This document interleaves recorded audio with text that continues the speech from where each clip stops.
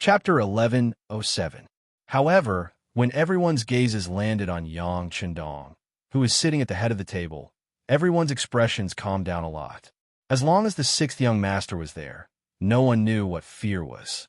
Countless facts had proven that the sixth young master was extremely good at defeating enemies with fewer people.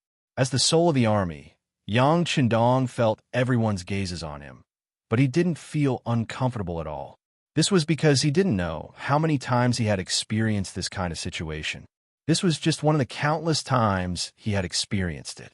All right, Commander Ding has already explained the situation very clearly. I'm sure everyone knows what we're going to face next. And this young master only has one thing to add. Although the enemy has 400,000 soldiers, they're actually just a motley crew. Their cannons have a short firing range, and they're very old. It's very troublesome to reload them. Not only are our weapons superior to theirs, but we're also not too far behind them in terms of military strength. You should know that this time, we're mobilizing the army and the navy. When Yang Chendong's confident voice resounded in the hall, everyone who heard it revealed a look of confidence on their faces. All of this was brought to them by Yang Chendong, the absolute core. As long as the sixth young master was there, they firmly believed that there wouldn't be any difficulties that could stop them. It was also this existence that led them from nothing to something, from a young age to an adult, to achieve the results they had now. The actions of one person could affect everyone present. This was the important role of a core. Noticing that everyone's faces had become more confident, Yang Chendong continued, "There are 4 steps to dealing with the Japanese Army's navy. Cavalry attack, the Vietnamese line, Navy attack, Awaji Island, 2 areas of scorched earth. South Sea encircle, but don't attack." These 20 words meant that Yang Chendong had already planned for the attack on the Japanese naval division. It wasn't a spur-of-the-moment decision. Listening to the detailed strategy from his mouth, everyone in the meeting nodded their heads and looked at him with admiration. Even after becoming the Bugnam of Gojoseon, the sixth young master was still the invincible military god on the battlefield. The meeting went on for more than 2 hours. In the end, everyone in the meeting approved Yang Chendong's military proposal with a unanimous vote. After that, everyone began to divide the work and began to do their own things. As the person who proposed the plan, Yang Chendong's main task this time was to set Ping in Beijing as a deterrent to anyone who wanted to attack on him. He believed that with him in the formation, anyone who wanted to attack Ping in Beijing would have to think carefully before doing so. In addition to being in the middle of the formation, Yang Chendong also took the 2 plans of the cavalry attack, the Vietnamese line and the Navy attack, Awaji Island. At this moment, standing in front of him was the new army's commander, Su He. This was originally a general in the Tatar army. He could be said to be an all-rounder. Ever since he surrendered to the 5-star army, he displayed all his talents and finally became a true general in the 5-star army. He also held the position of commander of the army. People like this were usually very proud. This might be a common problem for talented people. However, when facing Yang Chendong, he didn't dare to show even the slightest bit of his temper. There was no other reason other than the fact that the strength of the person in front of him was far greater than his.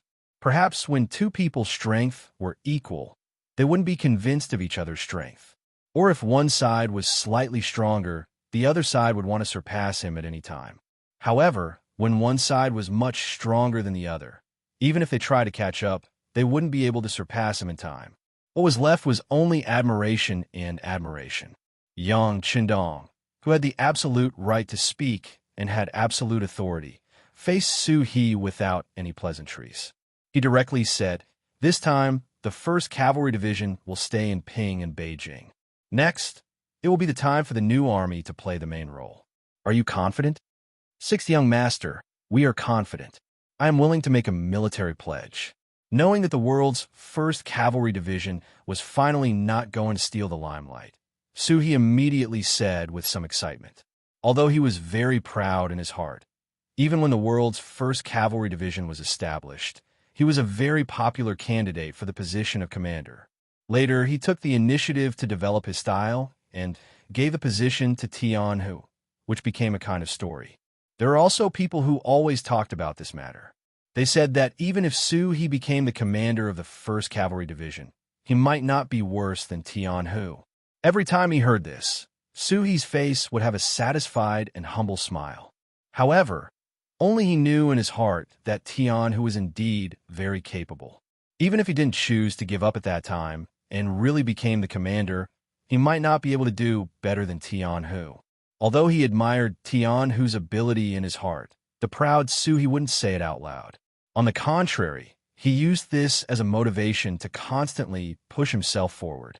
He hoped that one day he could surpass Tian-Hu and let everyone know that when he gave the position of commander to Tian-Hu, he really did it, and not because he was forced to. A person with a goal needed an opportunity. Now that Yang Qindong put the opportunity in front of him, how could He not fight for it? Therefore, at this time, he patted his chest and promised. His appearance really made people worry that he would hit himself and cause internal injuries. Good. It's good that you are confident, Yang Qindong timely said, stopping He's self-harm, and then talked about the specific matters. The so-called cavalry attack on the Vietnam line referred to the land route from Ping and Beijing to Ji County, which was part of Nanhai Province. The distance between the two sides was a bit too close. If this place was not pacified, Ping and Beijing would be attacked at any time, and long-term stability would become a joke.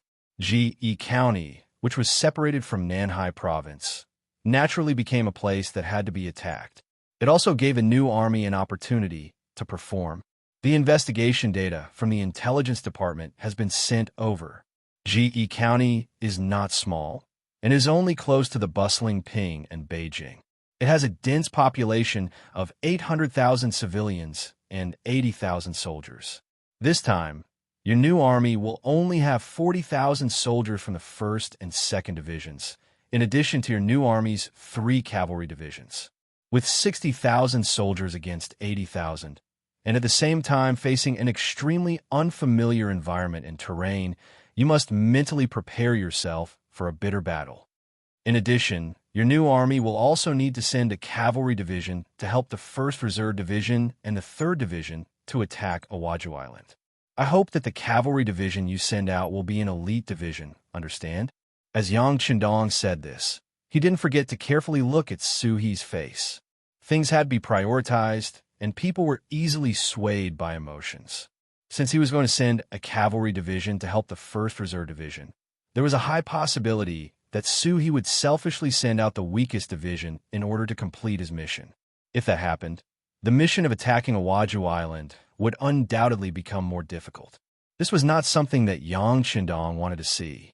Where there were people, there would be internal strife. This was a principle that had never changed since ancient times. Yang Qindong did not attempt to change him. But since he had the final say here, then he definitely would not allow internal strife to affect the overall situation and affect the plan. If someone really did that, then they should just go to wherever it was cool and stay there. It was not easy to find a 3-legged toad, but there were plenty of 2-legged people. Hearing Yang Qindong's reminder, He immediately stood at attention and said solemnly, "6th young master, please do not worry. He will not let you down. The cavalry division sent to Awaju Island will definitely be the most elite." Very good. This is actually to help you complete your mission better. Because once we attack Awaju Island, the 1st Reserve Division will come back to reinforce you. At that time, it will greatly reduce the pressure on you. Do you understand? Yang Qindong nodded in satisfaction. He believed that since he had said this much, as long as He was not stupid, he should know how to cooperate. So he left. The military plan was already in his heart.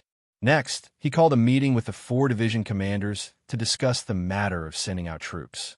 After he left, the 1st Reserve Division's division commander, Su Kuda, walked into the main tent with a face full of excitement and came in front of Yang Qindong.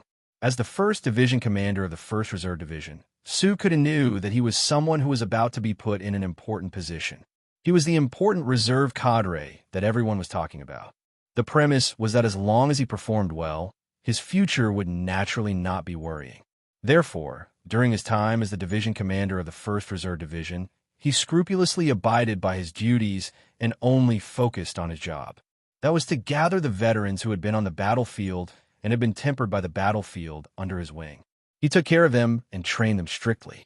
Considering that the 1st Reserve Division did not have any war missions and only continuously absorbed qualified and mature veterans, and continuously accommodated them, it caused the original 20,000 people of a division to reach the current 35,000 people. It was completely qualified to be called an army. Although he was called a division commander, he was indeed leading an army of soldiers. If it were any other general, they would have already become arrogant. At the very least, they would have taken the initiative to ask for money and use this to expand their influence. However, when it came to Sukuda, he did not do that. Not only that, but he also changed from a division commander to a logistics manager. Considering that the soldiers were from various ethnic groups and regions, he did his best to care about their lives and not let them have the thought that they were excluded from the collective. It was precisely because of his correct guidance that although the composition of the 1st Reserve Division was extremely complicated, there were no incidents of infighting among the soldiers. This was already very difficult. This naturally attracted Yang Qindong's praise and attention. Since he was a useful talent, Yang Qindong naturally would not let his own hands be covered in dust. This time, he called Su Kuda over to assign him an important military mission. Good steel could not always be polished. It had to be unsheathed to see blood. Chapter 1108. Sukuda also knew that there was a task for him. At this moment, he was very excited, but he still tried his best to show a calm face. How was the army's morale? As soon as they met, Yang Qindong did not immediately give him a task, but was concerned about the army's morale. Replying to the 6th young master, "There is no problem at all. All the soldiers are people who have experienced life and death on the battlefield, and now they are eager to achieve more merits." Sukuda answered truthfully. Yang Qindong nodded lightly. "The composition of your 1st Reserve Division is complicated. Although they're not new recruits and know the discipline of the army, because they have all seen blood and killed people, and some of them have even walked out of life and death situations, these people are often harder to manage. If there is a mistake, it will be a big problem. As the head steward, you have to put in a lot of effort, especially thinking you can't stop for a moment." Even Yang Qindong had called out the name of the head steward, causing Su Kuda to smile mischievously and guarantee, "6th young master, please rest assured this student will not dare to neglect even a little bit." Su Kuda, who had graduated from the Academy of Crimson City, called himself a student was not a problem. After all, the title of the 1st Dean of the Academy of Crimson City was Yang Qindong's. "Good. It's good that you have such confidence. Since that is the case, I can pass on the next task to you without worry. Come, tell this young master what you know about Awaju Island." Yang Qindong began to test the other party. Many times, in a war, you need to know yourself and know your enemy. It is not something that can be done well just by being hot-blooded. Hearing Yang Qindong call himself the young master in front of him, Sukuda was a little excited. After Yang Qindong was given the title of Bugnam of Gajozian by the Emperor of Baiming, in most situations, he called himself the king. Only in front of people he thought were close would he call himself the young master. Since Sukuda was able to enjoy such treatment, it proved that he had already become a close person in Yang Qindong's eyes. Naturally, he was very excited. In order to perform better, he gathered his words and said, "6th young master, Awaju Island is an independent island. It is the bridge between Nanhai Province and Ji Prefecture, as well as the transit station for goods. As long as we occupy this place, the entire South Sea Road will be isolated." Listening to Su Kuda's knowledge of Awaju Island, Yang Qindong nodded with satisfaction from time to time. It was good that the other party had done the work in advance. He liked the officers under him to use their brains. Only such people could better deal with complicated situations. Only then could they cope with changes by sticking to the status quo. Only then could they take charge of one side of the battlefield. Not long after, Sukuda also left in satisfaction. In the end, Yang Qindong handed the task of capturing Awaju Island to the 1st Preparatory Division. There were 50,000 Japanese army soldiers there. It was enough to fill their stomachs. Of course, what made Su Kuda even more excited was that Yang Chendong had already promised that if the 1st Preparatory Division had soldiers who performed well, they could be considered to be promoted to the Coal Front Division or the 1st World Cavalry Division. Whether it was the Coal Front Division or the 1st Cavalry Division, they were all the best of the best in the 5-star army. Every soldier would be proud to be able to enter one of them. Not to mention other things, just being able to enter the Han Dynasty was the dream of many people. If you don't believe me, you could take a look at the treatment of the Han people in Yangtze. It would definitely make other people envious. A person's birth couldn't be changed, but through hard work, one could be promoted to the Han Dynasty. From there, one's descendants would have the opportunity to become a respected existence. That was also a very good thing. This was also why many of the foreign soldiers who joined the 5-star army often performed very well on the battlefield. With such a great temptation, there were very few people who could refuse. Now that he had received Yang Chendong's promise, it could be seen that once the foreign soldiers below heard this news, it would be impossible for them not to fight with all their might. After talking to Su He and Su Kuda separately, Yang Chendong picked up the secret letters and documents on the desk. His attention was focused on Sensei Naganabu of Shanin, sending troops to attack Nankado, stabilizing the east and south of the Japanese Empire, and at the same time destroying the Japanese Naval Division. This would completely cut off their escape route. This was one of Yang Chendong's plans. However, whether or not this plan could be carried out ultimately depended on whether Ashikaga Yoshimasa would come out and cause trouble. In truth, the time for the army to enter the Japanese Empire was not completely ripe.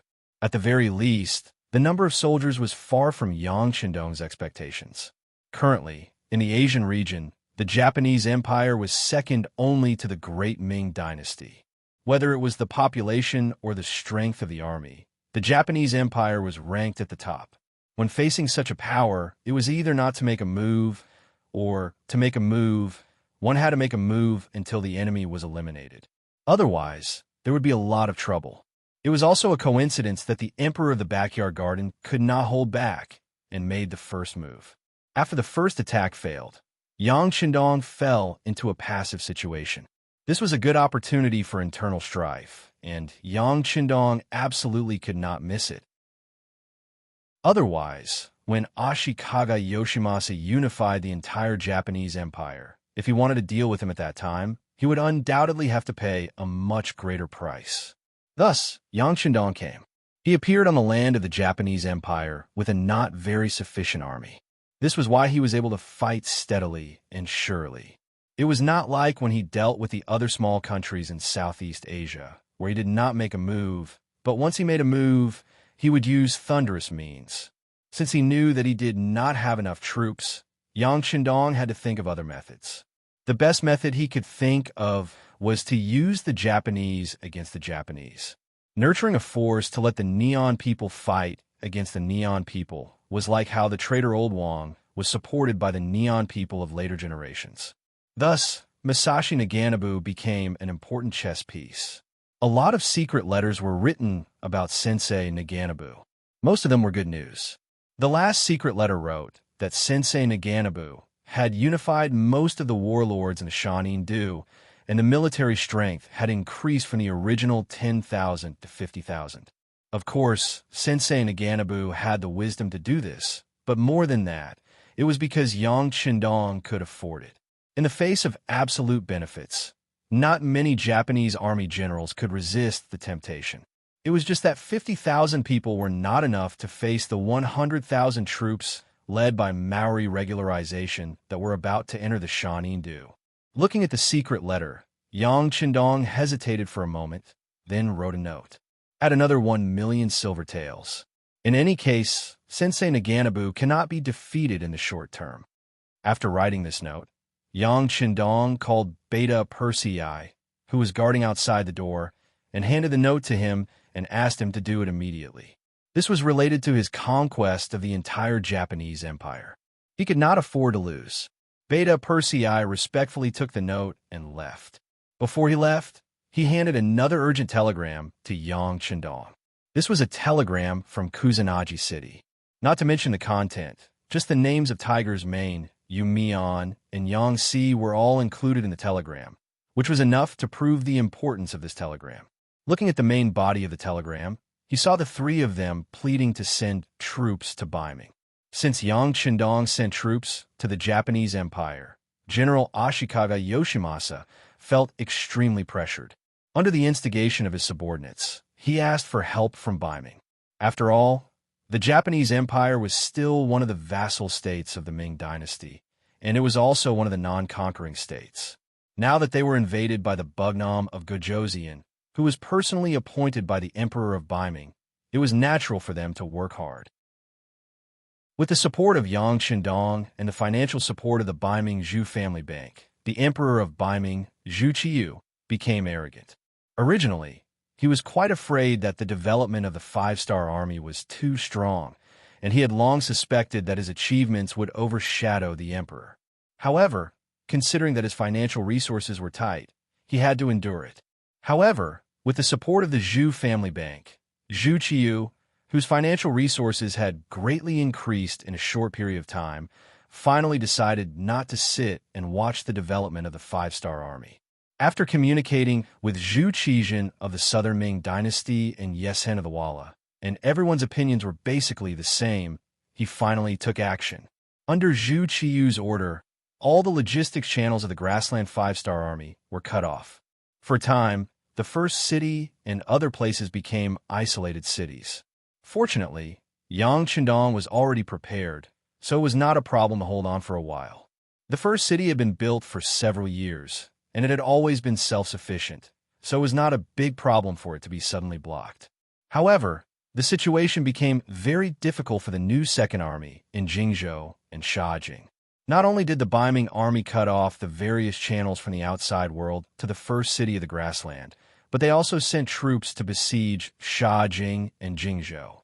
Although they restrained themselves and did not send troops to attack, without any external help, once the city was besieged for too long, it would collapse sooner or later when they ran out of ammunition and food. As the most important minister that Yang Qindong left in the grassland, Tiger's Mane naturally saw the problem.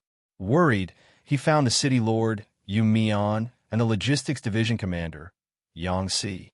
The three of them sent a telegram at the same time. The general idea was that they were allowed to leave the first city and go to Jingzhou and Shajing to bring the new Second Army back. Yang Qindong had said a long time ago that both the people and the land would exist. With this idea, they wanted to protect the new Second Army. However, such a move would inevitably pass through the area controlled by the Baiming army. If it was not done well, it would cause a big change. Therefore, they asked for instructions from Yang Qindong. Yang Qindong, who sighed in his heart, put down the telegram and closed his eyes to ponder. The Great Ming dynasty was still a dynasty with a lot of backbone. Yang Qindong himself did not deny this. It was just that he was too deeply immersed in Confucianism and was used to a comfortable life. It was inevitable that his vision was not long-term enough. Moreover, after Zhu Di, none of the successive monarchs had the intention to expand. It was this period of peace that gave the Western countries a chance to catch up with them. It was precisely because he knew this that Yang Qindong would not let such a thing happen again. He did not want his descendants to blame him. Even if their ideals were not the same, there would be a war sooner or later. However, starting a war now was not what Yang Qindong wanted. Especially the Marine Commander Kuroda, who was personally promoted by him, is a subordinate that he can absolutely rest assured. This is also why he didn't panic when he saw the sudden appearance of the five-star army. The Emperor of the Garden of Heaven had died. Although the process was somewhat unexpected and even brought about a very bad influence on Ashikaga Yoshimasa, it had also caught him off guard. But when he thought about how he had gotten rid of a huge mountain that was pressing down on him, everything seemed to be worth it. As long as he could solve the current civil war, then after a short period of pain, he could reap the harvest. Especially when he saw that the biggest force opposing him, the Flatwell Field, was slowly retreating under the pressure of his army and was about to be completely wiped out, Ashikaga Yoshimasa was in a good mood. He even began to imagine how he would take back all the territory that the five-star army had swallowed after the Civil War was resolved, and then make them leave the Japanese Empire with their tails between their legs. He never thought that the five-star army, in a situation where they were clearly at a disadvantage, would actually dare to suddenly attack Nanhai Road and launch a sudden attack on the flat well-field island. This completely unexpected move really caught Ashikaga Yoshimasa off guard. "Baka, King Wunan of Daimyong, you can't keep your word." In the army camp, Ashikaga Yoshimasa was angry. When the commander was angry, the others naturally kept their mouths shut, afraid that the anger would affect them. Among them was the famous Fukada Tani, who had returned after being defeated in Ping and Beijing. At that time, the Grand General had left 30,000 soldiers for him to guard Ping and Beijing. He thought that this was the safest job, and immediately patted his chest and promised that as long as Ping and Beijing was there, he would be there, and as long as Ping and Beijing wasn't there, he would die. Thus, he was praised by Ashikaga Yoshimasa. Then, the five-star army launched a sudden attack. First, it was the artillery bombardment that reduced the number of soldiers in the army to freezing point. Then, the first cavalry division's attack began. The terror of this army was still lingering in Fukada Tani's mind. When he thought about how the enemy had attacked the city in just an hour, forcing him to flee in panic, his legs couldn't help but tremble. Then, Fukada Tani met up with the main force and came to Ashikaga Yoshimasa's side. At this moment, no one mentioned the military promise from before.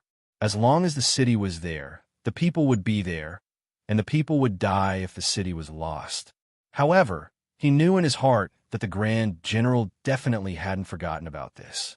As expected, Ashikaga Yoshimasa, who was angry, started to look at the generals below him.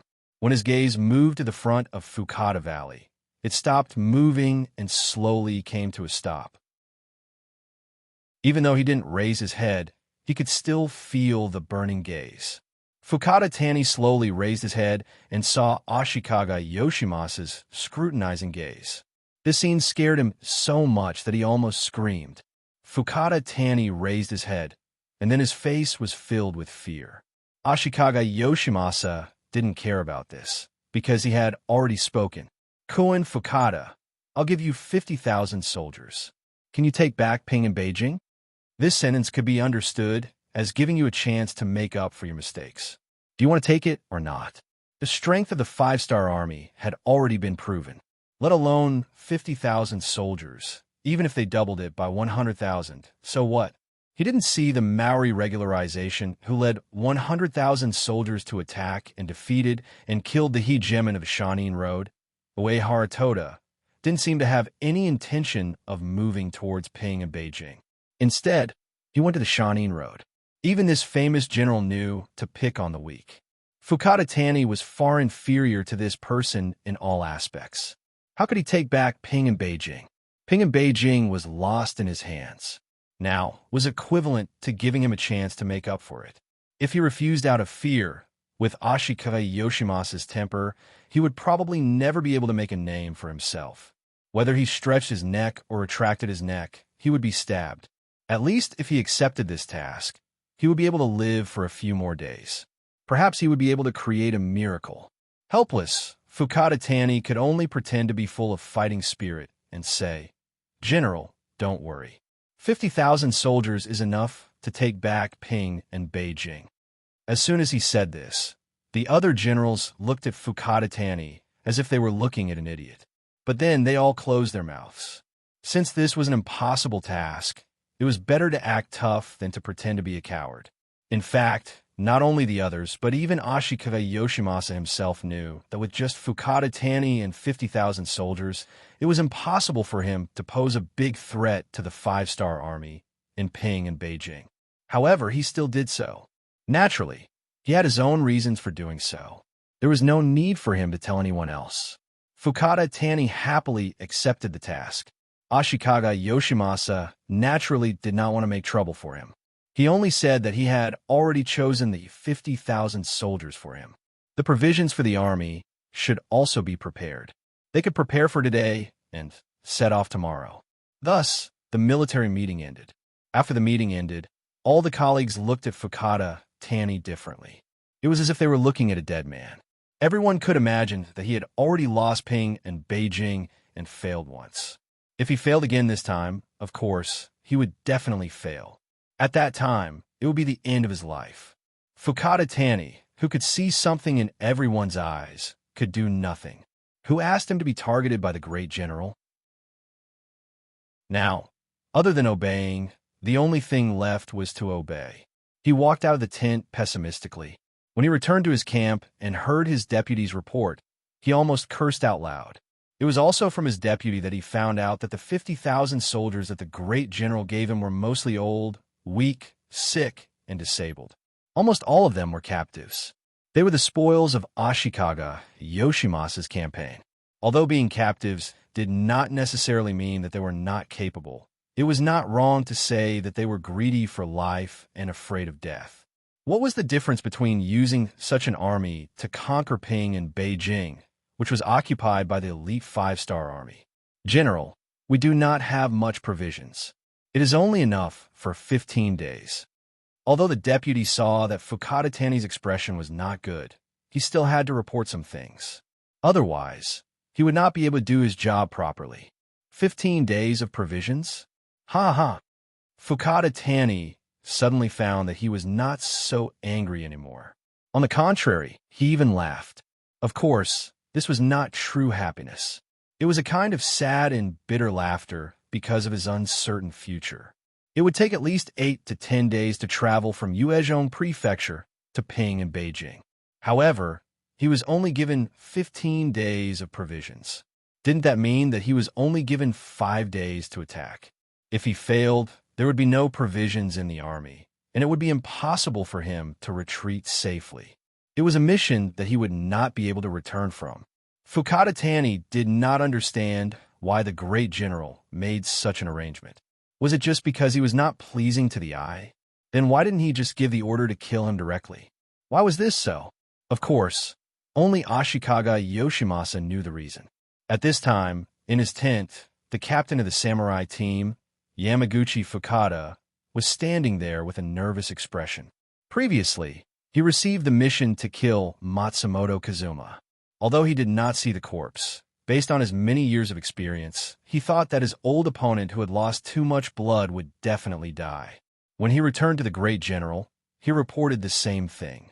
But who would have thought that in the end, Matsumoto Kazuma did not die? Instead, he stood up and publicly accused the great general. Chapter 11:10. Yamaguchi Fukada had been nervous about this matter. He didn't know how the Supreme General would punish him. This time, he was called to the main tent. He was very nervous, fearing that he would be held accountable for what happened last time. Ashikaga Yoshimasa was somewhat disappointed with Yamaguchi Fukada. He had even sent his own divine archery battalion to him, but he couldn't even kill Matsumoto Kazuma. He even ruined his plan because of this. It was impossible for him not to hate him. Considering that Yamaguchi Fukada's ability was not bad, he didn't punish him. On the contrary, he wanted to give him an opportunity to make a great contribution. Yamaguchi-kun, this time I called you here to give you a special mission. Go to Ping and Beijing to assassinate King Wunan of Daimyong. Is there a problem? What? He thought that he would be reprimanded or even punished. Even if he had to suffer some physical pain, it would be normal. He didn't expect that he would be asked to carry out a mission, and the mission was to assassinate King Wunan of Daimyong. Looking at Yamaguchi Fukada's surprised expression, Ashikaga Yoshimasa was a little unhappy. His voice was a little low because of this. What? You don't want to go? Yamaguchi Fukada, who finally recovered, first nodded, then realized something. He quickly shook his head and said, I'm willing to go. I'm willing to go. Please rest assured, Supreme General. This time there won't be an accident. I will bring back King Wunan of Daimyong's head. It was no wonder that Yamaguchi Fukada was so excited. He was completely different from Fukada Tani. The latter was a general in the army. He paid attention to controlling the overall situation on the battlefield and strategizing. Since he was a martial arts expert, he should be carrying out a special mission. It would be a great waste to throw such a person into the battlefield and fight him openly. It was precisely because of his position that Yamaguchi Fukada knew that his opportunity had come after hearing the Supreme General's mission. If he could complete it well, it would be a matter of fame and fortune. It would also make up for some of his previous mistakes. He wouldn't have to live in fear in the future. Yamaguchi Fukada's excitement was within Ashikaga Yoshimasa's expectations. If samurai were afraid and knew fear, then perhaps the Japanese Empire would really be hopeless. After getting a satisfactory answer, Ashikaga Yoshimasa reached out and patted Yamaguchi Fukada's shoulder. He said very encouragingly, "Very good. There will be people in Ping and Beijing who will cooperate with you. Fukada Tani's 50,000 soldiers will also attract the enemy's attention and create an opportunity for you to act. Hey, Supreme General, please rest assured. If I can't complete the mission this time, Yamaguchi won't come back." He made his own promise. Samurai were not like soldiers. They were true to their words. If they said so, then they would really live and die together with the mission. This made Ashikaga Yoshimasa even more happy. He seemed to have seen the scene of King Wunan of Daimyong being killed. At that time, the leaderless five-star army would be nothing in his eyes. On Yang Chendong's side, some information about Ashikaga Yoshimasa had also been sent to him. When he saw that the Supreme General of the Japanese Empire had sent 50,000 soldiers to attack Ping and Beijing, he couldn't help but smile. Did he think that 50,000 soldiers could threaten the safety of Ping and Beijing? The one who had come was Fukada Tani, whom he had defeated before. Yang Chendong really didn't know what to say. Of course, he was not a god. He didn't know that a samurai team was secretly coming to Ping and Beijing to take his life. Now, he was thinking about how to deal with the 50,000 Japanese army. Ping and Beijing had been occupied, but it wasn't very peaceful. After all, in the eyes of the Japanese Empire, Yang Chendong was an invader. Most of the people could only swallow their anger because of the strength of the five-star army. However, there were still some people who had been resisting. It was just like when they invaded China in the future. Many people resisted in various ways. Although they were called ordinary people, they were nothing in front of the armed soldiers. However, many ants could bite an elephant to death. Therefore, during this period of time, Yang Chendong had been leading the migration of people. Speaking of which, why was there so little resistance when Yang Xie had occupied so many places? It was because of the migration of people. When a person wanted to resist and was suddenly transferred to another place, they would have to face a strange group of people or even a foreign race that they didn't know. Not to mention joining forces with others to organize a resistance. Whether or not they could do such a thing without being reported was something that they should be on guard against. Correspondingly, the most important thing to do in a foreign land was to find a foothold for oneself, not to think about the country and its people. Everyone was unfamiliar with each other, and there was no basic trust between them. In order to live a better life in a foreign land, everyone was thinking of ways to build a solid foundation. At this time, if they could report other people's wrongdoings and gain the attention and rewards of the five-star army in Yangtze, it would be very beneficial for them to start a new life. People were selfish. After knowing that resistance was useless, the most they would think about was how to adapt to the situation and live a better life. It was with this mentality that the voices of opposition were completely suppressed, and they slowly moved towards a new life. Yang Chendong adopted the same strategy for the Japanese Empire. What he wanted was to break up the Japanese Empire and reorganize it. In the end, he wanted to completely kill some people's thoughts of revenge and resistance. The migration of people in Ping and Beijing was also in progress. However, because this was the capital of the Japanese Empire, there were more than one. 5 million people. It would take time to achieve what he wanted. Ping and Beijing was not stable internally, so it was not suitable for there to be any foreign enemies. Otherwise, it would be tantamount to giving hope to those who already wanted to feel at ease. Once the 5 million people of the Japanese Empire all stood up and resisted, the five-star army would really have to leave here. I can't let Fukada Tani bring the army to Ping and Beijing, even if their strength is average, Yang Chendong said in his heart. Then his brain was working quickly to find a solution. After the blood transfusion, Matsumoto Fuma's physical condition was getting better day by day. After all, he was at the level of a special ninja. As long as he didn't really lose an arm or a leg, there wouldn't be any major problems. Matsumoto Kazuma, who had recovered 90% of his body, began to pay more attention to ninja training and the growth of the ninja team. After experiencing so much, he knew that if he wanted to live and live well, he must have enough strength. Otherwise, he was afraid that he would only become cannon fodder in the eyes of others. With such a belief, and Yang Chendong gave enough money for training funds, the ninja team began to recover step by step and walked on the right track. Matsumoto Kazuma, who was participating in the training, finally had a smile on his face. He seemed to see the hope of the future ninja. At this time, Beta Persei suddenly appeared in the ninja training ground. For this Bugnom of Gojoseon's close aide, Matsumoto Kazuma knew how powerful he was, so he quickly put down the work in his heart and took the initiative to come and greet him. Matsumoto Kazuma, young master wants to see you, come with me. After just glancing at Matsumoto Kazuma, Beta Persei announced the purpose of his visit, then turned and left. The reason why he personally came to announce this task was to see the enthusiasm of the ninja training. Now that he has a general impression, he can go back and report. Knowing that Bugnom of Gojoseon wanted to see him, Matsumoto Kazuma didn't dare to have any neglect. After agreeing, he walked behind Beta Persei. Along the way, he kept saying good things, trying to get some practical information from Beta Persei's mouth. Matsumoto Fujin had done some research on the Han people and knew that they were a nation with human emotions. A lot of things are about human relationships. As a ninja spokesperson, different from those ninjas who only know how to train, Matsumoto Kazuma has some ways to deal with human relationships. But in the face of Beta Persei, all the words are meaningless and even led to a reprimand. Matsumoto Kazuma, I'm warning you for the last time. You'd better do what the young master wants you to do, and don't inquire about things that you shouldn't know. Otherwise, you'll be looking for trouble, big trouble. When it comes to big trouble, Beta Persei's voice raised a few notches.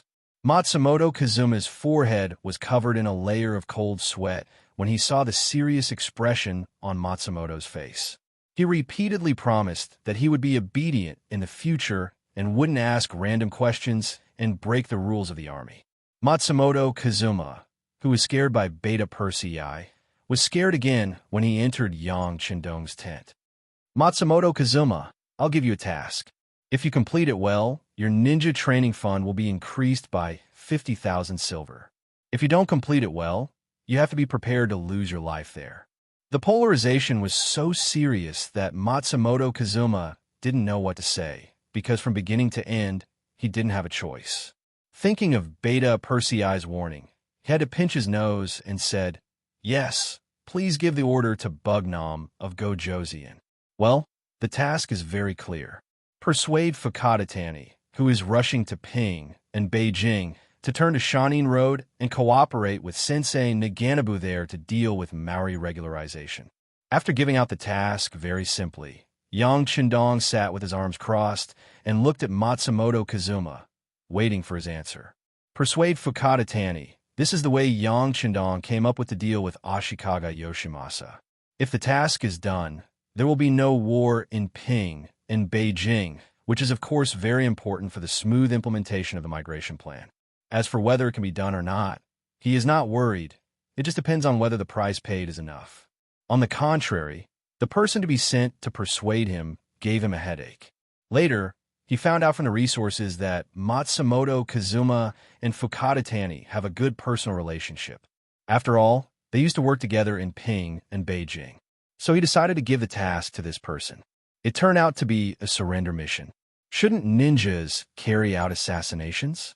Matsumoto Kazuma could only think in his heart, but he didn't dare to say it out loud. In his eyes, Yang Chendong was too strong. Not only was he strong, but the three special ninjas also said that this person's strength was extremely high, and even the three special ninjas were not his opponent. Such a person said such words, he didn't dare to refuse, and he couldn't refuse. Yes, whether unwilling or not, at least at this moment, Matsumoto Kazuma completely agreed. Chapter 1111. Northern Road, Ruwa-Suwa County. This was the border between Shanin Road and the Japanese Empire's capital. Ping and Beijing was in the south. They took their time along the way. Originally, they could have finished the journey in 8 to 10 days. However, with Shun Tianya leading the way, they walked for 11 days. When night came, he was in the temporary military tent with a worried face. The provisions that they brought could only last for 4 days. Once this news was spread, the morale of the 50,000 soldiers would be immediately disrupted. At that time, no one dared to imagine what would happen. At this moment, Fukada Tani felt like an abandoned child. He had a home, but could not return. He had become a rootless tree. It was already late at night. Outside the tent, only the sound of patrolling soldiers could be heard. Fukada Tani was still standing in front of the map with a worried face. This time, they had to deal with the 5-star army. The shadow of the previous failure had not completely dissipated. Thinking of the power of the cannons and the bravery of the cavalry, he did not even have a 10% chance of winning. Although Ashikaga Yoshimasa had told him that the 5-star army had already attacked Nanhai Road, there should not be many soldiers left in Ping and Beijing. However, Fukada Tani did not think this way. King Wunan of Damyong was in Ping and Beijing. How could he not leave some elite soldiers by his side? Not to mention other things, just leaving some firearms behind would be enough to stop them from advancing. It was true that there were 50,000 soldiers, but he knew better than anyone else what kind of quality they were. If they were fighting a smooth battle, they might have some skills. However, once they met a strong enemy, these people would probably run away. Such a strong opponent was actually sent to fight, and only 50,000 weak soldiers. This made Fukada Tani want to curse. He suspected that this was Ashikaga Yoshimasa's plan to kill with a borrowed knife. Everything was because he lost Ping and Beijing, as well as a large amount of gold, silver, and provisions. But who could be blamed for all this? He believed that even if the great general had been in Ping and Beijing, he would have chosen to avoid him. Thinking of this, Fukada Tani couldn't help but sigh helplessly. What made Kuin Fukada so worried in the middle of the night? The voice that suddenly sounded from within the large tent seemed so out of place in the silent night. Yet it was also so clear that it could be heard. In an instant, Fukada Tani felt goosebumps all over his body. Out of instinct, he couldn't help but yell, "Who is it? Is it a human or a ghost?" Seeing Fukada Tani's big reaction, a person walked out from a corner of the tent and said with a smile, "Kuin Fukada, don't be nervous. An old friend has come to see you." Borrowing the dim candlelight in the tent, Fukada Tani was finally able to clearly see the person who had arrived. He then said, "So it's Kuin Matsumoto." Aren't you? Seeing that Fukada Tani had finally reacted, Matsumoto Kazuma laughed and came to less than 2 meters in front of him. He said, "Yes, I've already defected to the 5-star army, but we're still friends, aren't we? We had the same experience. We were both abandoned by Ashikaga Yoshimasa, weren't we?" Matsumoto Kazuma's entry point was very good. He found the same experience that both of them had. Back then, he was also one of the people that the great general valued the most. However, when he didn't complete his mission well, he was met with a bloody massacre. If it wasn't for the 5-star army saving him, he would have already been a dead man. Fukada Tani was the same. As a former famous person, he wasn't a nobody. Because he held a portion of the military power, he was also one of the people that the great general roped in. However, after the death of the emperor, the great general's strength grew again and again. His strength was no longer in the great general's eyes. Especially after losing Ping and Beijing, he didn't have a good day. He was always in fear and didn't know when the great general would come to find trouble with him. Now, it was even better. He brought 50,000 weak soldiers to battle. What he had to face was the 5-star army, which was known as the strongest in the world. This was clearly an act of seeking death. It wasn't an exaggeration to say that he was an abandoned child. On the contrary, it was very appropriate.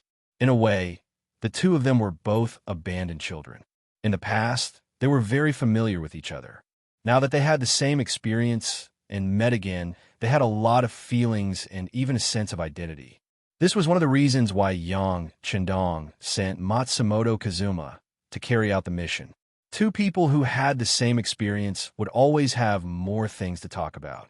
Not to mention, with Matsumoto Kazuma's ability, once things went wrong, it wouldn't be easy to make him stay. This gave the matter a 30% chance of success. When others said that he was an abandoned child, Fukada Tani would more or less defend himself. It was also possible that he would accuse the other party of slander. If it was Matsumoto Kazuma who said this, he wouldn't have any doubts. Everyone was too familiar with each other. There were some things that really didn't need to be explained. Another sigh came from Fukada Tani's mouth. He didn't expect that the two of them would meet in such a situation. Moreover, they were both abandoned children. The past could only be recalled and reminisced. People still had to face reality. After all, Fukada Tani was a famous person. He had some strategies. He quickly threw away the unhappiness in his heart and said, "Koen Matsumoto, you came here in the middle of the night. Presumably, you want to kill me." It's fine. Dying in the hands of an old friend isn't a regrettable thing. Since the Grand General had already abandoned him, he might as well save himself. Although his future was still uncertain, at least he could live for a few more days, right? Of course they will. I have already convinced Bugnam of Gojoseon, and Bugnam of Gojoseon also said that as long as Koen Fukada can show enough sincerity, the 5-star army is willing to accept you. When the time comes, high positions and generous salaries will be waiting for us in front of us. Matsumoto Kazuma seemed to be getting more and more excited as he spoke. It was as if everything would go smoothly if they relied on Yang Chendong. Really? That's great. Fukada Tani also said very cooperatively, but then the excitement on his face disappeared. But Koen Matsumoto, I'm afraid that you don't know my current situation. Right now, my rations can only last for 4 days. Once I don't have enough rations, I'm afraid that there will be a mutiny in the army. At that time, even if I want to rely on the 5-star army, I'm afraid that I won't have the strength and time to do so. That was a condition he was proposing. Since they were going to surrender, they should at least get something in return. Otherwise, why would they listen to their commands and work for them? A 50,000 army only had 4 days of rations. This was the first time Matsumoto Kazuma heard of this. But it didn't matter. Before he came, Yang Chendong had given him a lot of support. So after hearing this, he didn't panic too much. Instead, he laughed and said, "Koen Fukada doesn't need to be so distressed. If you don't have rations, we can buy them." Oh right, this time, Bugnam of Gojoseon, in order to welcome Koen Fukada, specially asked me to bring 500,000 taels of silver. It is now in a forest 10 miles away from the camp. If you need it, you can go and get it at any time. The Dafei kingdom was finally destroyed, and the silver mine on the island was also taken by Yang Xie. This greatly reduced the need for silver. With money, Yang Chendong naturally had more confidence. What he used to do against the Japanese Empire was to use money to pave the way. This was to preserve his strength to the greatest extent. Chapter 11:12. When Fukada Tani heard that he had to spend money to buy food, he wanted to laugh coldly. If there really was money, then what else could he say? However, before he could complain, he heard the words 500,000 taels of silver. He immediately froze on the spot. Then he widened his eyes and asked in disbelief, 500,000 taels of silver? Is this true? It was no wonder that Fukada Tani was so excited. At this time, the money used in the Japanese Empire was mostly Yonla Tongbao. The Yonla Tongbao coins with the words Ji and Mu on them were all made by the Japanese Empire. After Ashikaga Yoshimasa took control of the currency, he began to reform it. The copper used in the currency was almost completely gone, replaced by other things. The Yonla Tongbao coins were originally one of the most exquisite currencies in China's history. However, the Yonla Tongbao coins that appeared in the Japanese Empire were extremely crude and had no value. They no longer had any purchasing power, and even the commoners didn't recognize them. Since the commoners didn't recognize them, there was almost no use for them. The most hateful thing was that the money that Ashikaga Yoshimasa gave to the generals was still the same. This was equivalent to letting the horse run and not letting the horse eat grass. However, it was precisely because he had no money and no food that he was able to control the various armies and make them work for him. Currently, Fukada Tani had a large amount of crude and worthless Yonla Tongbao coins in his hands. If the commoners didn't recognize them, how could they buy food? This was one of the reasons why he was worried. However, now that he heard that there was 500,000 taels of silver, it was no wonder that his eyes lit up. All of Fukada Tani's actions were seen by Matsumoto Kazuma. He immediately said, "Of course it's true. Why would I lie about such an important matter? If you don't believe me, we can go to the forest 10 li away and get the money." Okay. Fukada Tani didn't try to hide anything. In his opinion, nothing was more important than money. Silver was only silver when it was held in one's hands. Immediately, Fukada Tani sent someone to summon his own guards. A group of over 100 people left the camp in the middle of the night and headed straight for the forest 10 li away. Fukada Tani trusted Matsumoto Kazuma so much because he knew that if Matsumoto Kazuma wanted to kill him, there was no need to beat around the bush. If Matsumoto Kazuma wanted to kill him, he could have killed him just now. The truth did not disappoint him. Sure enough, he found 10 large chests, each of which contained 50,000 taels of silver. After checking, Fukada Tani was naturally satisfied. Together with Matsumoto Kazuma and the guards, they carried the 10 large boxes back to the barracks. When they returned, it was already dawn. Many soldiers had already left their tents and were preparing to eat breakfast. Coincidentally, one of the chests had been knocked over on the ground. When the dazzling silver fell to the ground, it immediately attracted a lot of attention. Soon after, the news spread and Fukada Tani's 500,000 taels of silver was known by everyone. When they returned to the main tent, Fukada Tani had already changed from his previous dispirited state to that of excitement. What Matsumoto Kazuma said next made him even more excited. "Kuin Fukada, I have a plan that can save us 500,000 taels of silver and get enough food. But I don't know if I have the guts to do it." "Oh, what plan?" With 500,000 taels of silver in front of him, Fukada Tani no longer had any doubts about Matsumoto Kazuma. He immediately asked eagerly. Knowing that the time was right, Matsumoto Kazuma did not intend to keep him in suspense. He immediately spoke of his idea. It was very simple. It was to snatch food. Snatching food was a common thing for rebel armies. But to Fukada Tani, who had 50,000 soldiers, it would be very difficult to gather enough food by snatching food from the commoners. This was because the commoners would not foolishly leave their food at home. Instead, they would hide it.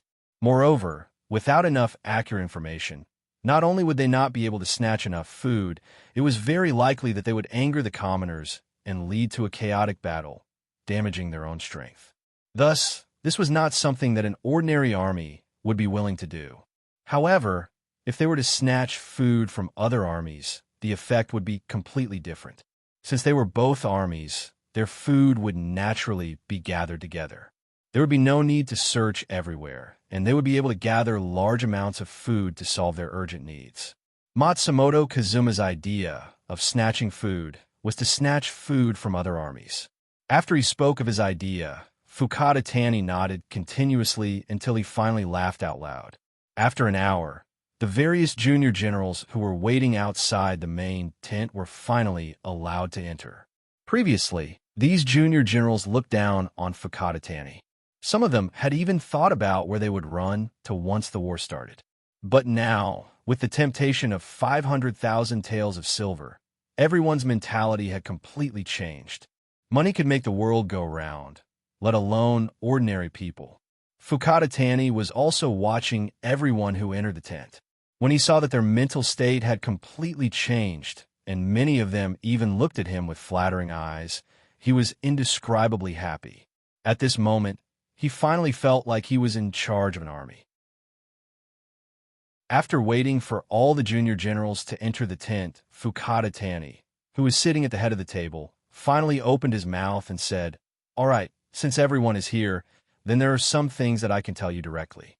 We are a deserted army. Everyone knows that, right? How could everyone not know about this matter?" Because of this, everyone couldn't help but nod their heads. However, there were some who didn't understand why the general would suddenly say such words. What was his intention? What we are going to face next is the five-star army, an army that has the advantage of powerful firearms. Everyone knows that, right? In exchange, everyone still nodded their heads. They were even more confused about Fukada Tani's intention. Facing such an opponent, we are equivalent to sending ourselves to death. Does anyone have any objections? Still, everyone nodded their heads in unison. Therefore, Fukada Tani revealed his true intention. Since we know that we're going to die, then, as the commander, how can I watch everyone die? Therefore, I have decided that we will not attack Ping and Beijing. We will turn to the Shanin Road and attack the Maori regularization. The grain in his hands will be our target this time. That's right, this was the idea that Matsumoto Kazuma gave to Fukada Tani. The so-called snatching of grain was to snatch the grain of the Maori regularization's 100,000 soldiers that were heading to the Shanin Road. Similarly, the Maori regularization was under the command of the great general. Not only were the soldiers composed of young adults, but their grain was also very abundant. If they could snatch their grain, then it would definitely solve the problem of their own grain being depleted. At the same time, it was tantamount to showing loyalty to Bugnam of Gojoseon and making a contribution. It could be said that the 500,000 taels of silver were not taken for nothing. It could also be said that they had found a way out for themselves in the future. Fukada Tani's decision was heard by everyone. Naturally, they were very surprised. They also knew that the grain in the army could only last for 4 days. If they did not snatch the grain, they would not be able to survive. While everyone was still digesting this decision, Fukada Tani said something shocking again. He would take out 100,000 taels of silver as a reward for the army that performed the best in this battle. As soon as this was said, it immediately attracted everyone's interest. 100,000 taels of silver for the Japanese army leaders who were used to hardship, it was definitely a large amount. For this, they were willing to give a try. With the silver as a reward, this military meeting was very successful. Even in the main tent, the young generals were fighting over who would be the vanguard. In the end, it was Fukada Tani who made the decision that there was no priority for this battle. Whoever could snatch the most grain and bring it back would be the biggest winner and would be able to receive the 100,000 taels of silver as a reward. This was good. When the meeting was over, many of the young generals either secretly joined forces to increase their own strength or wanted to act alone and take all the food for themselves. There were even more who began to lead the troops as soon as they returned to their tents. It was as if they were afraid that if they were a step late, they would not be able to get any benefits. People say that interest is the best teacher. When a person wholeheartedly wanted to do something, there was nothing that could not be done or not done well. When everyone's initiative was completely aroused, the power that could be displayed was also amazing. 3 days later, Maori regularization, who was leading the main army towards Shanin Road and had continuously defeated Sensei Naganabu's army several times, suddenly received bad news. The grain of the rear army had been stolen by Fukada Tani's 50,000 weak troops. How is this possible? When he first heard the news, Maori regularization's face was full of disbelief. He did not believe that this army that was about to be abandoned still had such ability. Not only did they dare to make a move against him, but they could also really achieve their goal. However, no matter how much he did not believe it, the facts were right there. The news of the grain being stolen came one after another. There was even news of casualties. It was said that Fukada Tani's 50,000 weak troops were as if they had been injected with chicken blood. They displayed 120% of their strength and relied on numbers to defeat the elite Japanese army that was protecting the grain. In particular, these weak troops did not play by the rules at all. When they appeared, they swarmed like bees. When they attacked, they did not differentiate between the primary and secondary. It was completely chaotic. This made it so that even if one wanted to defend, they did not know how to defend. In any case, the grain being stolen and the loss of more than 3,000 soldiers was an irrefutable fact. Faced with the loss of the grain, Maori regularization had no choice but to suppress the decision to continue attacking Sensei Naganabu. He turned around and retreated. While reuniting with the rear army, he asked the Supreme General for help and grain. Fukada Tani's sudden attack had caught Ashikaga Yoshimasa off guard. Originally, this was a gift that he had prepared for Ping and Beijing. He did not expect that he would shoot himself in the foot. This made him so depressed that he wanted to vomit blood. If it wasn't for the fact that the destruction of the Flatwell field was right in front of him, he would have led his army back and killed Fukada Tani. Chapter 11:13. When the news came, Yang Qindong breathed a sigh of relief. With the addition of this chaotic army, it was enough to make Ashikaga Yoshimasa suffer. Taking this opportunity, he turned his attention to the Battle of Nanhai Province. The attack on Ji Prefecture, which was close to Ping and Beijing, had already begun. With the new army commander Su, he taking the lead, they were naturally victorious.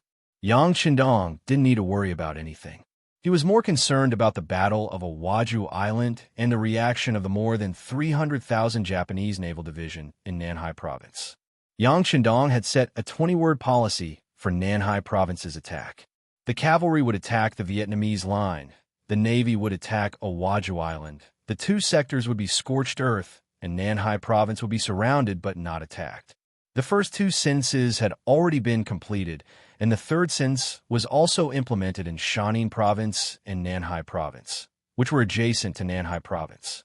They would ensure that no civilians or grain would be seen within 50 li of the coast. The isolation of Nanhai Province's Japanese naval division was already very obvious. And if the Japanese army dared to enter within 50 li of the coast, the elite forces of the Cold Front, the extremely fast Cold Fourth Division, riding bicycles would teach them a lesson. After all, the Japanese Empire's territory was still a bit small. The good thing was that it wasn't that difficult to defend. If it was the Great Ming Dynasty's coastline, not to mention one Cold Front division, even two Cold Front divisions would be far from enough. The scorched earth work was completed. Next, it was time to see how long the Japanese army in Nanhai Province could last. Once the time was right, the C4th Division and C5th Division guarding this area would immediately launch an attack and take their lives. Of course, to achieve this result, it was far from something that could be done overnight. Right now, the main task was to attack Awaju Island. If they could successfully occupy this island, not only would they be able to completely isolate the Japanese naval division in Nanhai Province, but they would also be able to withdraw most of their forces to attack Ji Prefecture. Thus, they could achieve the goal of ensuring the safety of Ping and Beijing. On Awaju Island, under the gaze of Yang Qindong, the commander of the 1st Division, Su Kuda, who was in charge of leading the troops, also tried his best to perform. 30 to 50,000 veterans were already a very powerful force to begin with. In addition, they had the support of the cavalry division of the new 3 armies, as well as the support of the 3 divisions. After they had landed on the Korean Navy's transport ships, they were able to display a very powerful force. The 50,000 Japanese soldiers were completely caught off guard and were forced to retreat again and again. Getting a good start didn't mean getting the final victory. On the battlefield, there were many examples of people who won first and then lost. Relying on their understanding of the terrain, as well as the rapid recruitment of new soldiers from the common people, the Japanese army on Awaju Island went from retreating step by step to standing on equal footing with the 5-star army. This was within Yang Qindong's expectations. According to the intelligence analysis of the Security Bureau and the CIA, the Navy was one of the most capable forces in the Japanese Empire. Perhaps they were rarely involved in civil wars, allowing them to maintain a detached attitude. Because of this, they had more time to train. If it weren't for the fact that their weapons and equipment were far inferior, even a 5-star army's navy wouldn't be able to gain any advantage over them. How could such an army be annihilated so easily? It was normal for them to be in a stalemate. Yang Chendong also knew that such a situation would not last long. After all, Awadai Island was now an isolated island. Without any reinforcements, it was only a matter of time before their morale crumbled. That would be the end of their army. Everything was within his expectations, and Yang Chendong's originally nervous heart relaxed a lot. This could be seen from the fact that he had been coming out of the palace recently. Instead of staying in the palace, Yang Chendong had a walk around. He wanted to see the situation in Neon from his own perspective, especially the life of the people at the bottom. He wanted to know what they needed and what they hoped for. After understanding all this, he knew what to do to completely solve the problem here. Yang Chendong didn't know that everything he did was being watched by someone. It was the intelligence personnel left behind by the general's forces in Ping and Beijing. They received the latest order to keep a close eye on King Wunan of Damyang's every move. If this person stayed in the palace, they had to know the situation of the palace's defense and the time of the guard's shift change. From this point of view, in order to kill Yang Chendong, Ashikaga Yoshimasa must have been prepared to storm the palace. What the intelligence personnel left behind didn't expect was that the King Wunan of Damyang actually took the initiative to come out. Although there were many guards accompanying him, more than 200 each time, it was not as safe as staying in the palace. A few days later, Yamaguchi Fukada, the general's favorite, the captain of the samurai team, appeared. This also indicated that it was time to start the assassination plan against Yang Chendong. There were also 600 elite samurai with Yamaguchi Fukada. This was also thanks to Yang Chendong's policy towards the Japanese Empire. Since Ping and Beijing was occupied by him, except for the first half of the month when the city gate was closed and people were arrested and searched for, the rest of the time the city gate was open wide, as if it was welcoming guests from all over the world. There were even immigration counters on the streets of Ping and Beijing. The general idea was to give the people of the Japanese Empire who wanted to be safe and live an ordinary life a way out. After all, the Japanese Empire was an internal strife, and the people who suffered the most would always be the people. Unlike those ambitious warlords, many people were still willing to live on the land in front of them. Once the immigration counters were opened, a large number of people signed up every day. Many of them had heard the news and came from nearby cities or even farther places. The 600 elite samurai were mixed in with these people. They were dressed like ordinary people and sneaked into Ping and Beijing. It was so easy to enter Ping and Beijing, which made Yamaguchi Fukada more confident about the completion of this mission. He had brought 600 elite samurai, which was almost all of his strength. It was not impossible for him to storm the palace if he was prepared, not to mention assassinating Yang Chendong outside the palace. He was full of confidence. Fukada Tani, who was originally attacking Ping and Beijing, had taken the Maori regularization's ass. Yang Chendong seemed to have completely forgotten about the so-called safety. Every day after breakfast, he would start to visit the streets. These days, he even directly left Kyoto and began to wander in the nearby mountains and forests. He gave people the feeling that he was on a scenic tour, but he did not bring Princess Junko with him, which inevitably made people suspicious. Some intelligence personnel of the Japanese Empire thought that King Wunan of Damyang was waiting for something, and that he should have known that someone was going to assassinate him. Regarding this, Yamaguchi Fukada naturally had a face full of disbelief. The assassination of Yang Chendong was extremely secret. Even the 600 samurai under his command only knew that they were going to carry out the mission, but they did not know the details of the mission. How could King Wunan of Damyang know? It was clear that these people were scaring themselves and were scared by Yang Chendong. Yamaguchi Fukada had decided to act alone. With 600 samurai, even if they were prepared, what could they do? They could even kill him with a crowd of people. Speaking of which, Yang Chendong was not doing any seductive actions, nor was he setting up a trap for people to fall into. The reason why he had been wandering around the nearby mountains was because of the underground mines. The Japanese Empire was an island country. Due to the geological structure and volcanic rocks, there were very few mountains.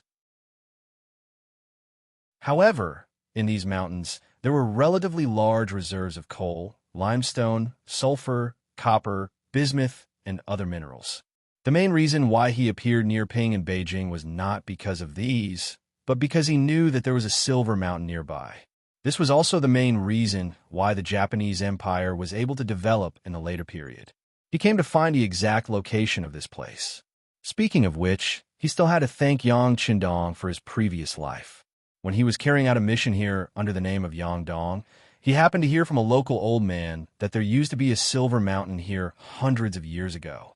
The silver content was very high and very pure. That was God's longing for the people of the Japanese Empire. In fact, he was a little curious, so he asked some people and confirmed the authenticity of this matter. Now that he had returned to hundreds of years ago and came to this place, how could he let go of the silver mountain? Yang Xie's development was too fast. His own ability to produce blood was not bad, but he still felt a little stretched. Although he found a few silver mountains on the island of the Great F country, it had greatly alleviated all kinds of economic pressure. But then again, who would complain about having too much money?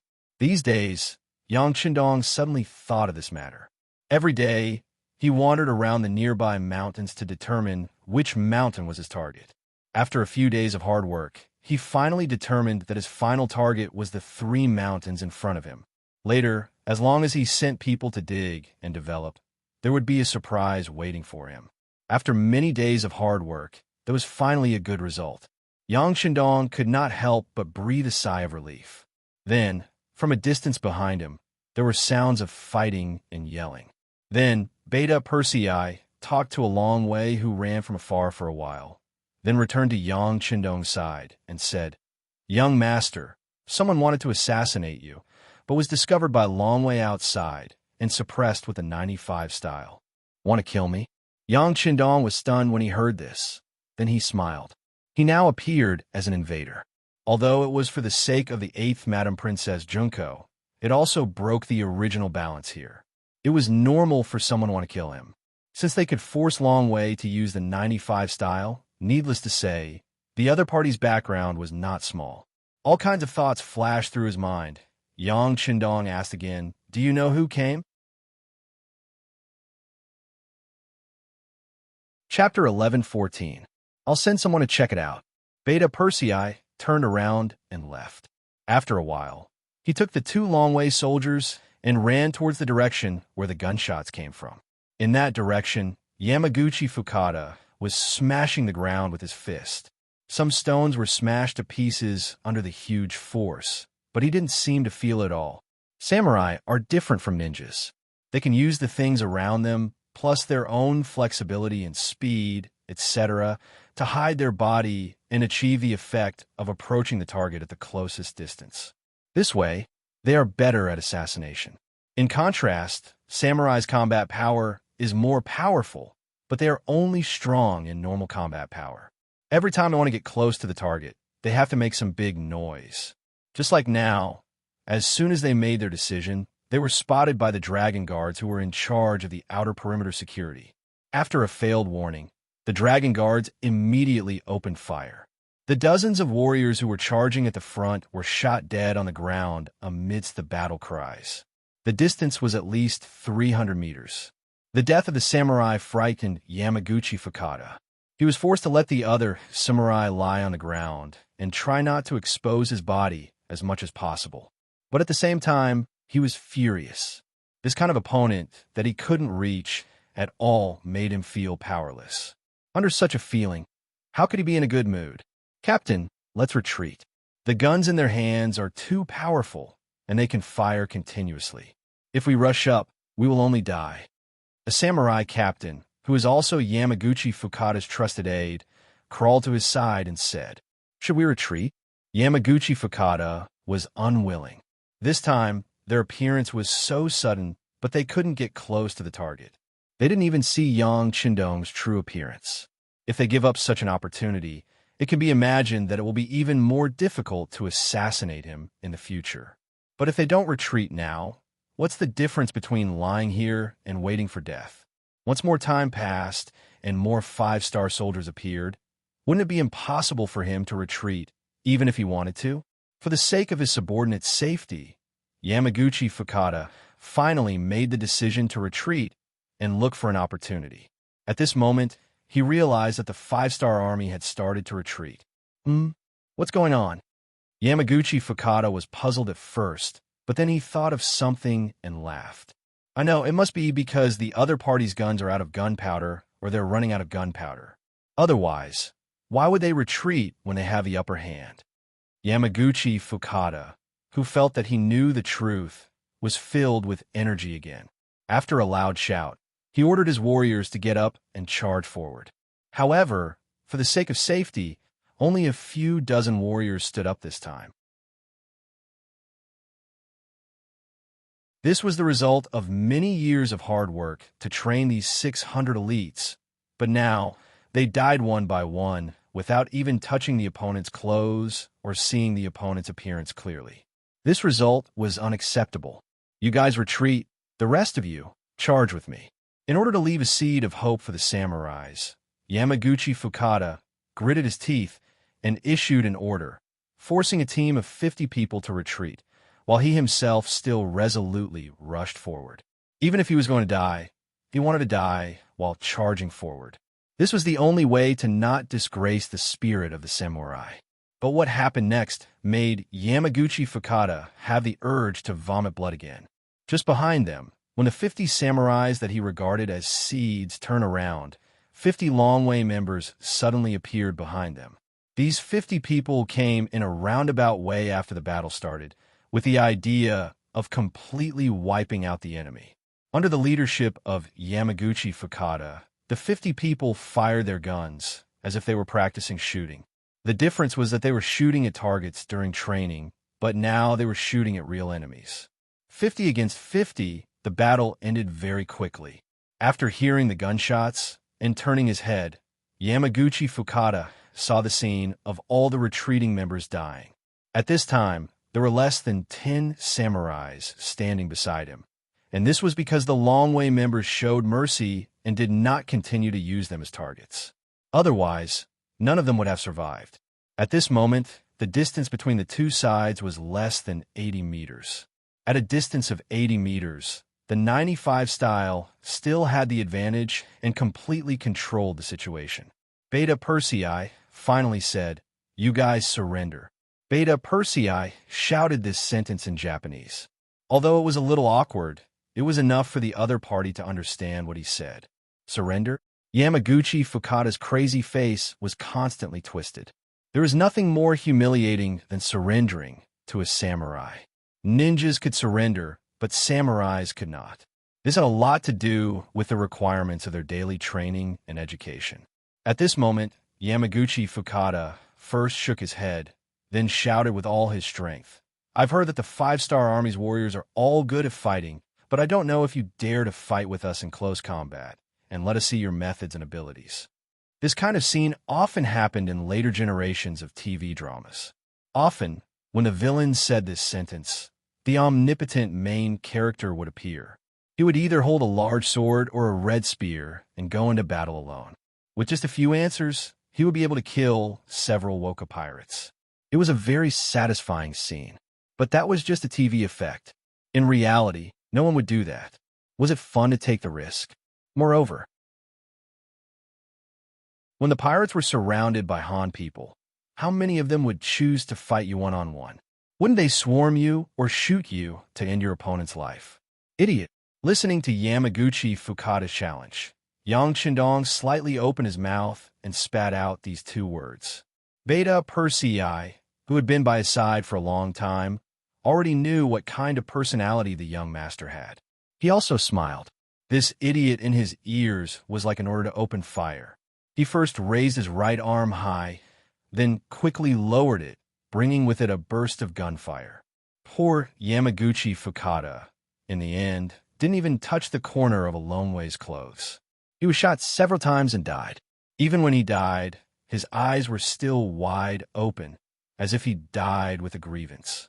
After the investigation, a total of 603 corpses were found, including 2 intelligence personnel from the Japanese Empire. Yang Shindong casually ordered people to dig a big hole and bury them. Ashikaga Yoshimasa was a very sharp knife in his eyes.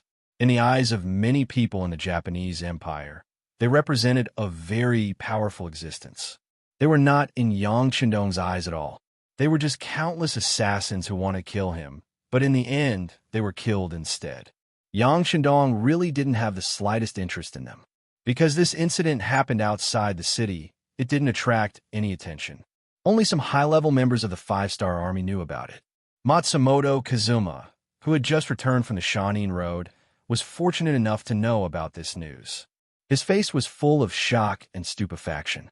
For a long time, ninjas and samurai were like two life and death enemies. They became the two sharp swords in the hands of Supreme General Ashikaga Yoshimasa. No one could stop them as long as they pointed at them.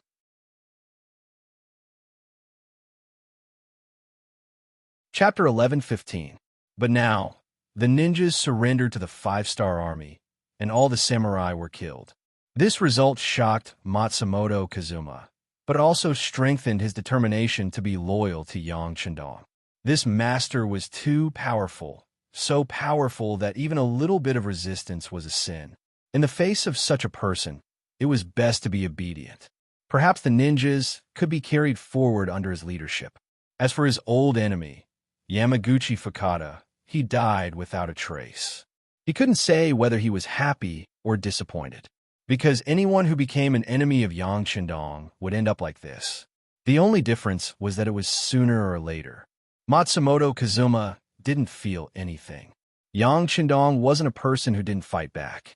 Although Yamaguchi Fukada's appearance didn't threaten his safety, it didn't even have the qualifications to be scared. But this person was sent by Ashikaga Yoshimasa to assassinate him. Just based on this, he must return the favor. Matsumoto Kazuma was once again ordered to come to the Imperial Palace and received a mission here to assassinate Ashikaga Yoshimasa. According to Yang Chendong, Ashikaga Yoshimasa was the most powerful general in the Japanese Empire. He had once forced the emperor to a dead end. He must be heavily guarded, and it wouldn't be easy to kill him. But it didn't matter. Even if he couldn't kill him, he still needed to scare him. If he couldn't kill him, then he would kill some people who were close to him. As for who these people were, presumably Matsumoto Kazuma, who had been important by his side, would be very clear. 20 heads. If we can't kill Ashikaga Yoshimasa, then we'll take the heads of 20 of his trusted subordinates. I want to let people know that if they want to kill me, they will have to pay a heavy price. 110 is not enough, 120 is barely enough. This was Yang Chendong's original words to Matsumoto Kazuma. Matsumoto Kazuma, who had completely surrendered, not only didn't have the slightest difficulty, but also used this mission as an opportunity to show off his achievements and prove his strength.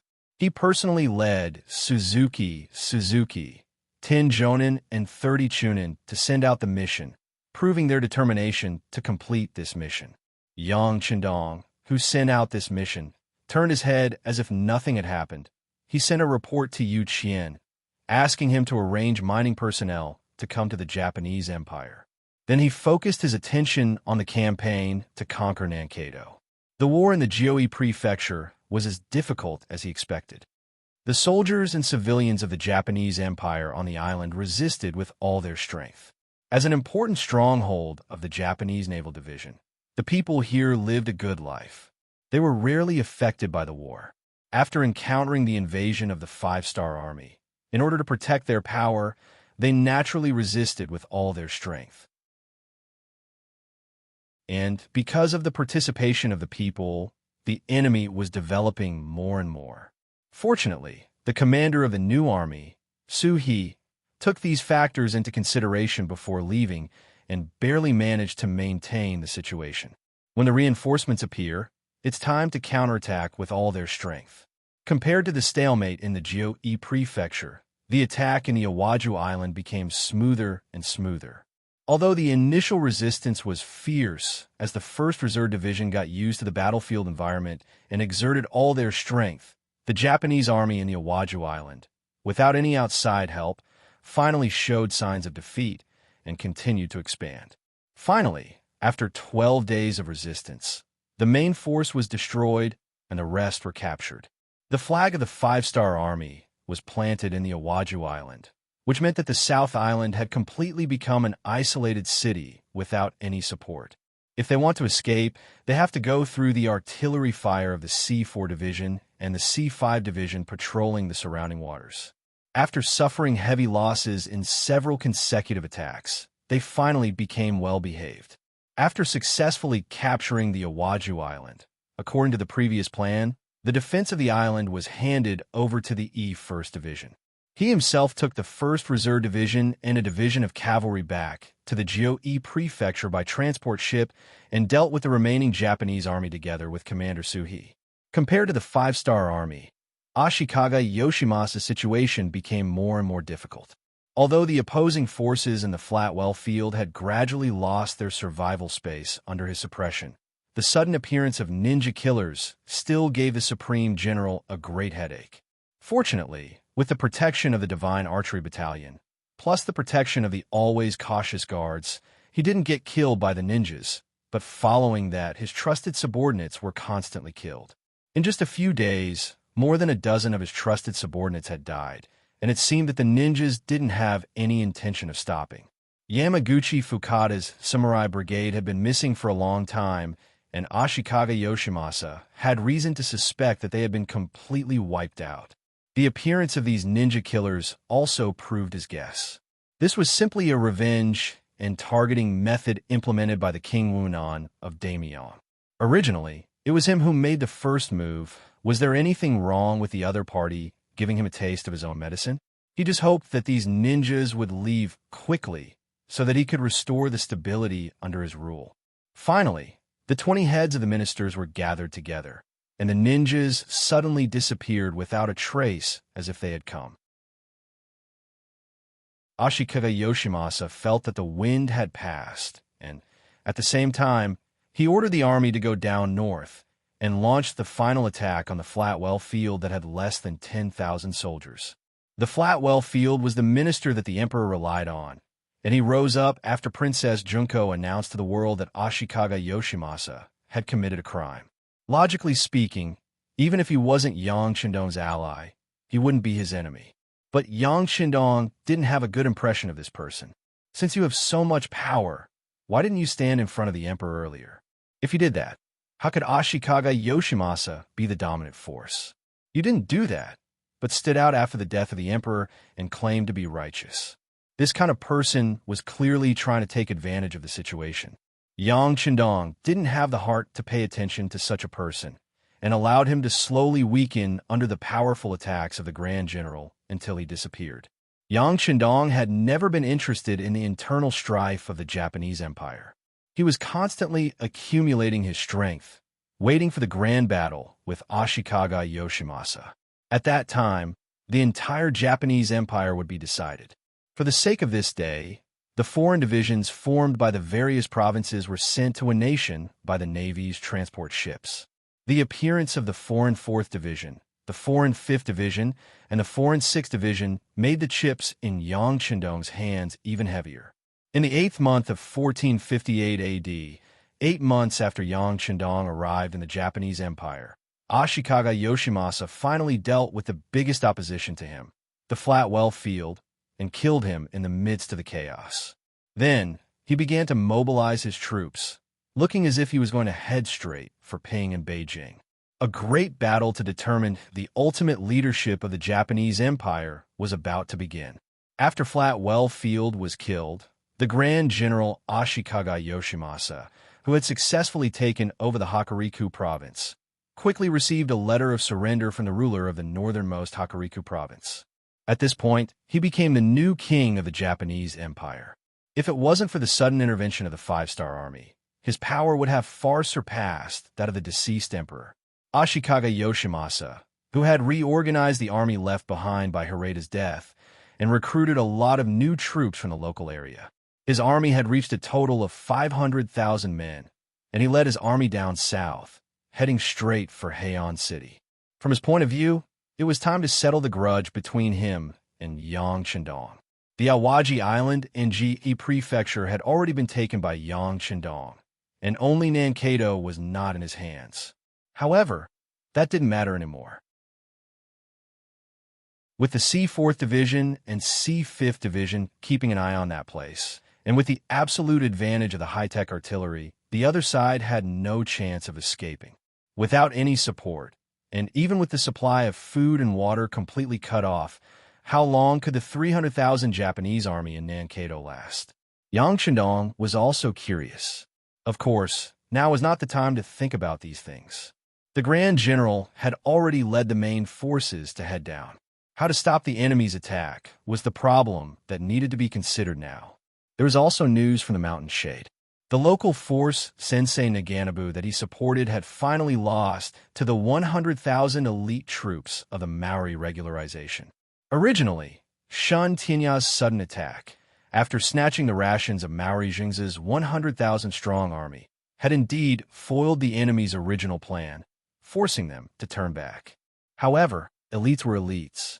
When the Maori regularization, with the support of the Grand General, regained the provisions, the two sides fought a bloody battle. It could not even be called a bloody battle. After a slight resistance, Fukada Tani's troops were defeated. If not for Sensei Naganabu's timely arrival, he would have died. The Maori regularization was worthy of being the Grand General's #1 fierce general. Even in the face of the joint forces of Sensei Naganabu and Fukada Tani, he did not have the slightest fear.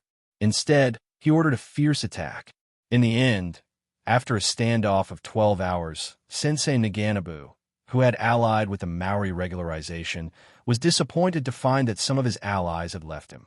The actions of his allies caused Sensei Naganabu to lose their support. In the end, they had no choice but to retreat regretfully. Because of this, the Maori regularization had taken over half of the mountain shade. They had seized countless provisions and people, greatly increasing their own strength. At the same time, it had also increased the difficulty of Yang Qindong's conquest of the Japanese Empire. Outside Ping and Beijing, the mountain shades Dongbei Prefecture, the Dongshan Prefecture's Jinjiang Prefecture, and the Donghai Prefecture's IGA region were all filled with flags and military tents.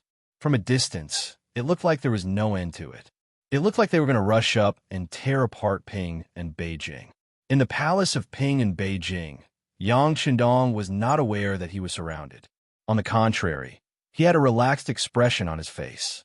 At this moment, he was looking at the subordinates who had followed him.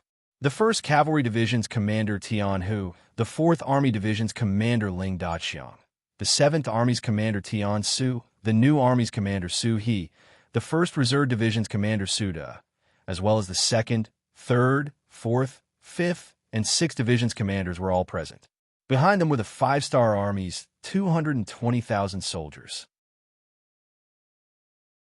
Compared to Ashikaga Yoshimasa's 600,000 soldiers, this was a small number. However, compared to the 5-star Army, this was already a considerable force. Chapter 11:16. Apart from a few foreign tribes, the rest were all elite soldiers who had been through hundreds of battles. Among them were the Lung Feng Division, the Lu 4th Division, and the Lu 7th Division, who were all armed with firearms. And all these people were gathered together just to defend the peace capital, so Yang Qindong really didn't feel any pressure. Of course, if it was just to defend the city, these troops were naturally enough. But Yang Qindong didn't just want that. He wanted to conquer the entire Japanese Empire. Especially when Beiming boasted of its wings and gradually began to show its fangs, the pressure on the new 1st Army and the new 2nd Army on the grassland was increasing day by day. If the problem couldn't be solved, unpredictable things would happen at any time. Beiming's development over the years, especially since the mobilization of the entire army, had risen to 4 million troops. Just this huge number alone was enough to have a deterrent effect. Against them, even Yang Qindong didn't have the confidence to win. Ants could bite an elephant to death. It wasn't just a saying. Therefore, in the eyes of others, Yang Qindong, who should be defending Ping and Beijing, had decided to launch a counterattack. He wanted to eliminate the main force of Ashikaga Yoshimasa, so as to quickly get out of the quagmire of war in the Japanese Empire. The war in the Japanese Empire had been going on for 8 months. Compared to taking down the Golden Border Dynasty in 30 days and taking down the other Southeast Asian countries in 2 or 3 months, the delay here was really too long. The longer the war dragged on, the greater the investment and the greater the pressure on money and food. This was naturally not a good thing for Yang Xie, who was still in the development period. Even if it was to solve the pressure in other aspects, the war here should be over. The people present at the meeting were all the troops Yang Qindong had to attack the Japanese Empire. Yes, at this moment, he couldn't find any more reinforcements. Although the 5-star army was strong and had developed over the years, their military strength wasn't too little. However, they had occupied too much territory and there were too many places that needed to be guarded. These 200,000-plus soldiers were already the majority of Yang Qindong's mobile forces. When Yang Qindong's gaze landed on the generals, everyone's gaze also converged on him. Upon closer inspection, one could see that their breathing was slightly rapid. Clearly, they had also guessed the theme of this meeting.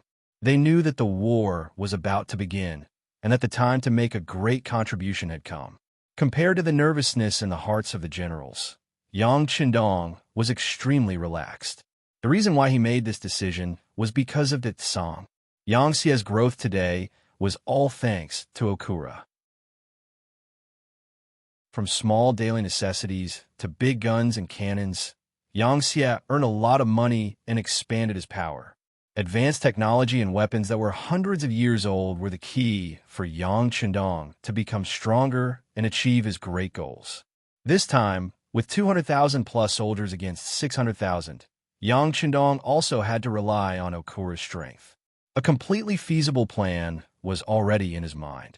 Now, all he had to do was to realize it and set the foundation for conquering the entire Japanese Empire. Are you all very excited? After a moment of silence, Yang Qindong's voice finally rang out. When it reached the ears of the generals, they couldn't help but laugh. Yes, this is indeed a good time for you to make a contribution.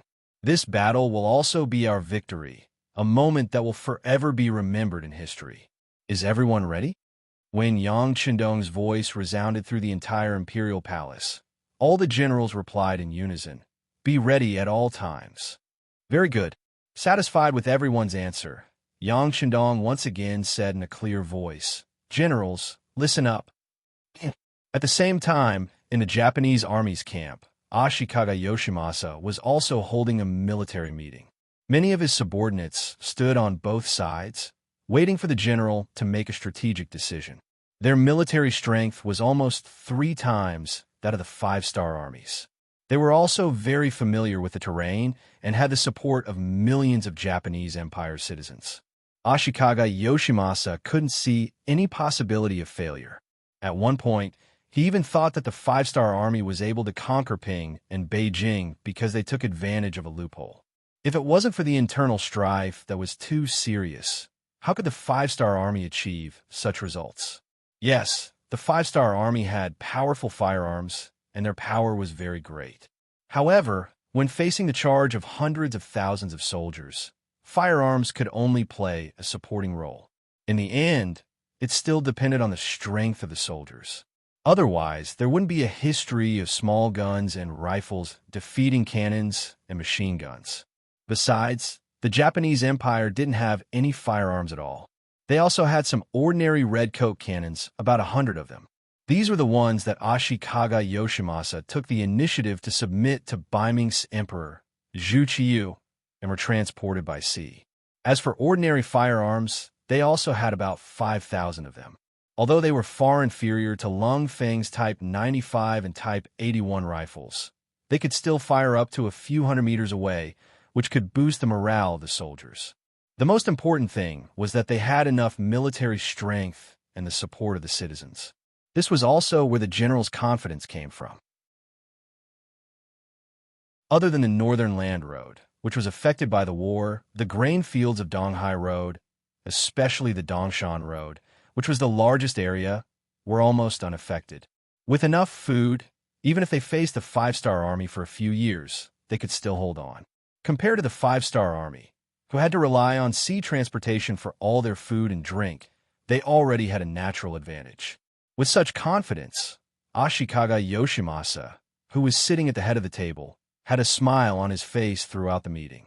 In the end, after everyone's discussion, they came up with a final battle plan, which was to use a protracted war, using attrition as the main strategy.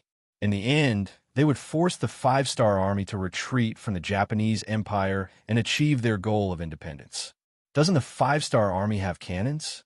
Moreover, they can fire up to a distance of 13 miles. Good. Then our general's tent will be 13 miles away, maintaining a safe distance from you. As long as the general is fine, the front line won't collapse. They wanted to see how many cannons the five-star army had, how many cannons they had, how many cannons they had, and how many cannons they had. Just from this point alone, Ashikaga Yoshimasa's mind was still very clear. At least, he didn't choose to attack Ping and Beijing. Otherwise, with a strong city and powerful cannons, he would be the one at a disadvantage. However, if it was a confrontation, then it would be completely different, especially since Beiming had sent news that they were about to encircle and annihilate the five-star army on the grasslands. As long as they could hold the five-star army's main force here, once the grasslands fell, their minds would be in chaos. At that time, it would be time for them to retreat without fighting. With the help of their allies, they only needed to continue the confrontation. Holding the five-star army's main force would be a great achievement. What was there to be afraid of? After the meeting, the generals returned to their respective camps. A large net was spread out, and it was as if they were in a confrontation. At the same time, all the generals' tents were moved to a place 15 miles away from Ping and Beijing to ensure that nothing would go wrong. The movements of the Japanese army were collected by the intelligence department and sent to Yang Chendong. Looking at the result that was as he expected, Yang Chendong only sneered. In his heart, he thought, "Who told you that the five-star army's cannons can only fire up to a range of 13 miles? The so-called 100mm mortar was only used by the Coal Vanguard Army because it was convenient to carry around. In the warehouse, who knew how many powerful cannons were not taken out? For example, the Type 86 122mm howitzer. The Type 86 122mm howitzer was based on the Soviet Union's D 3122mm howitzer.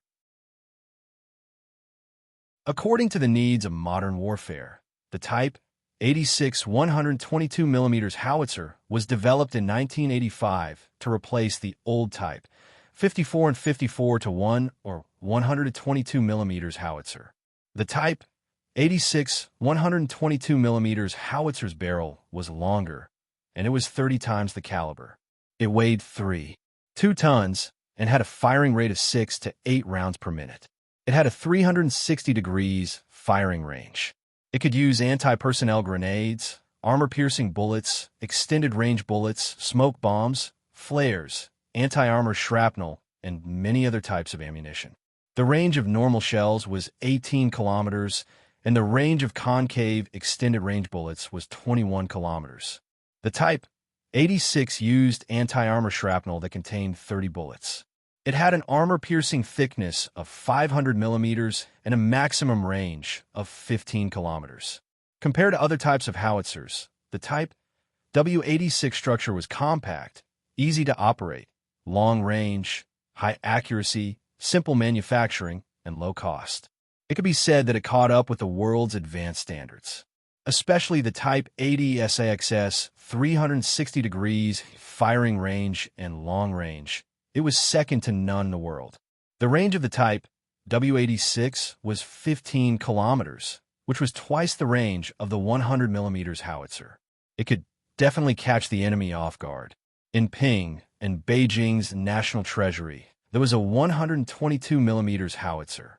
As to when it appeared and why it appeared, no one knew. However, they knew that it was very powerful. At this point, it had to be said that Yang Chendong had set up a persona for himself. He rarely explained anything that was taken out of the warehouse. At first, some people were curious about where the things came from.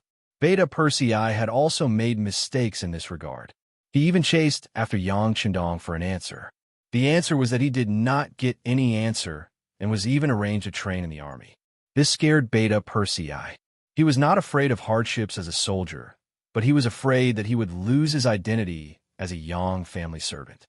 After training for a while, he returned to Yang Qindong's side and kept his mouth shut. He knew what to ask and what not to ask. Even Beta Persei was like this. It could be imagined that other people would not dare to ask so many questions. Because of this, Yang Qindong became even more mysterious.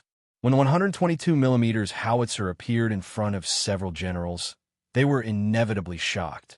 Some of them had heard some news that there were some powerful cannons being developed in the arsenal of Qiqian City, but no one had seen what it looked like. Now that they finally had the opportunity to feast their eyes, they were naturally surprised and excited.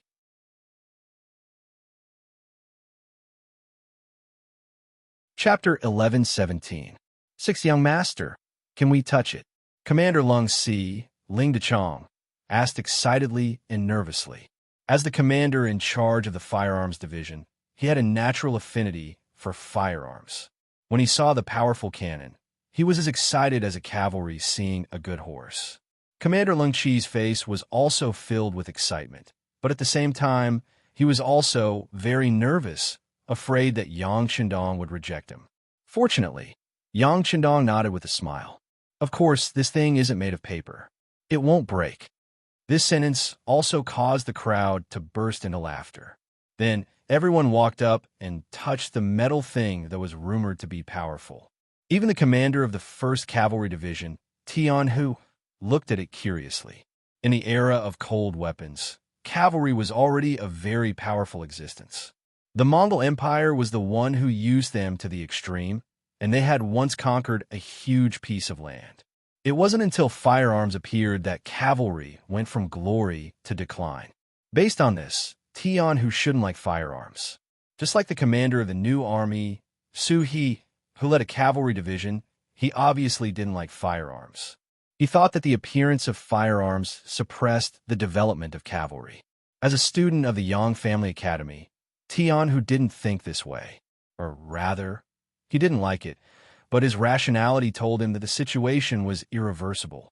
Since that was the case, it was better to learn more and accept new things and new technology so that they wouldn't be eliminated by society.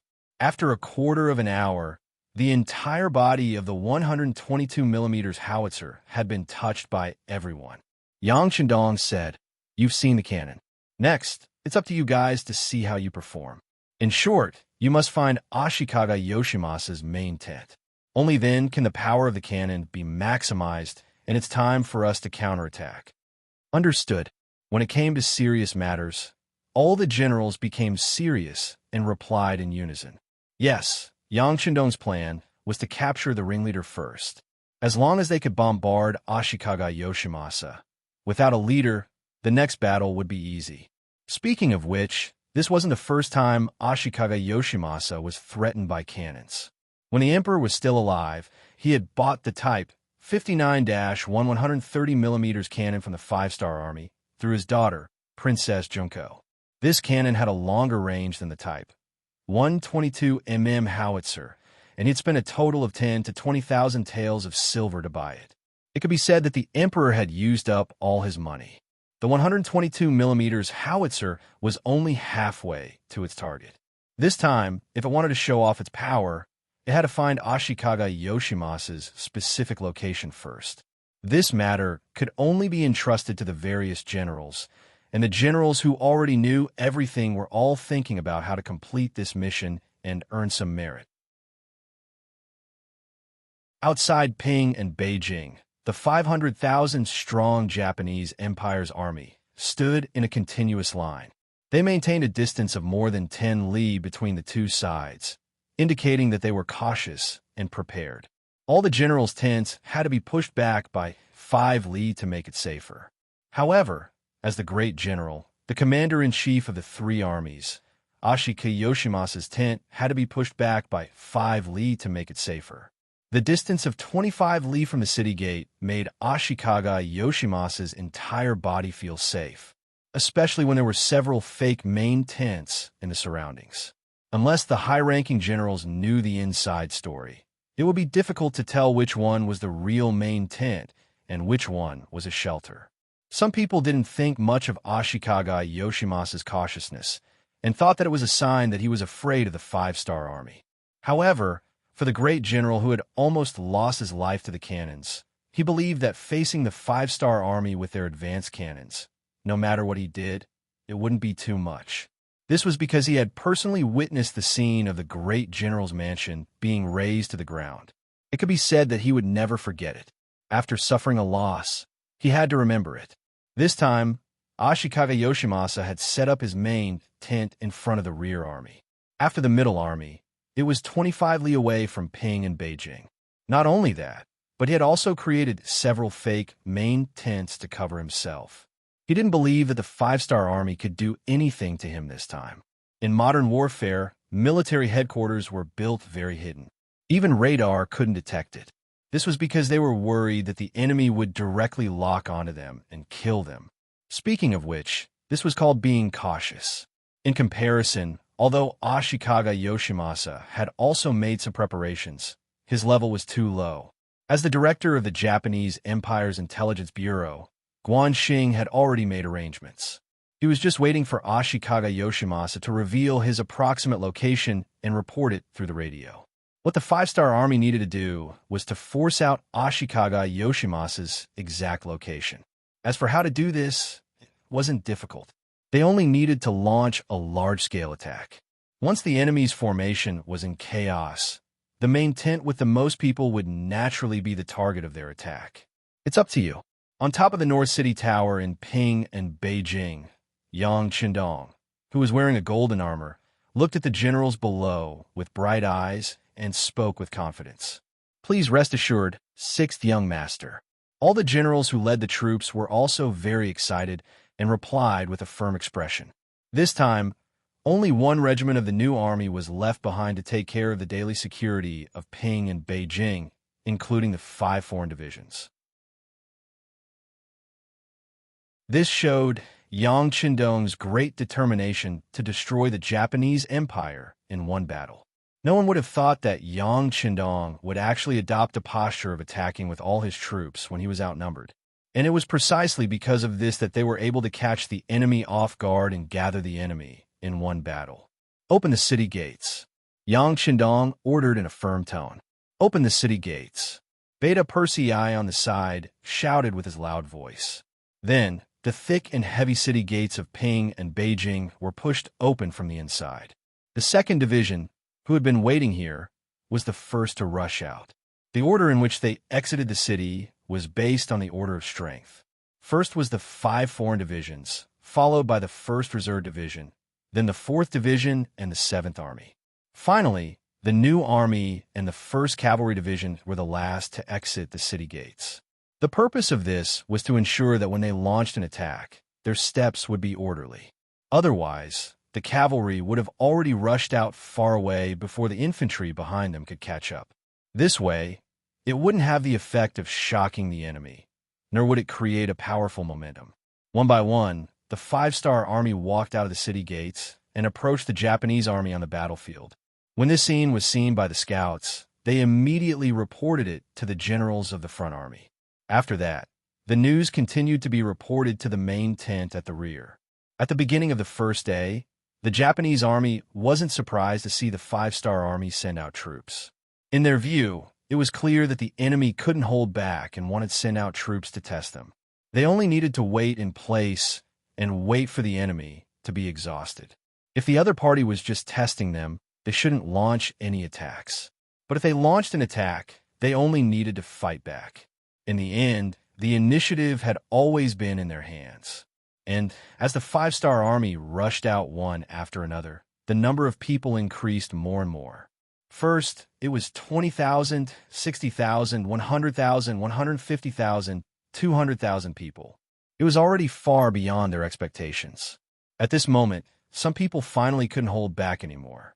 All kinds of reports and messengers quickly rushed back. No matter what kind of disguise they used before, when those messengers appeared one by one and gathered in the main tent, Ashikaga Yoshimasa's real location was completely exposed. There were 4 things that Ashikaga Yoshimasa didn't expect. First, he didn't expect that after putting so much effort into disguising himself, it it would be exposed so quickly. Second, he didn't expect that there were already some Japanese army soldiers around his main tent who had been bribed by the management. So when his position in the main tent was exposed, the news had already spread quickly. Third, he didn't expect that the five-star army had already prepared a lethal weapon with an attack range of up to 30 miles. Fourth, he didn't expect that there would be something like a telegram, which could actually send a message thousands of miles away in an instant. All kinds of unexpected things made Ashikaga Yoshimasa meet the messengers one after another.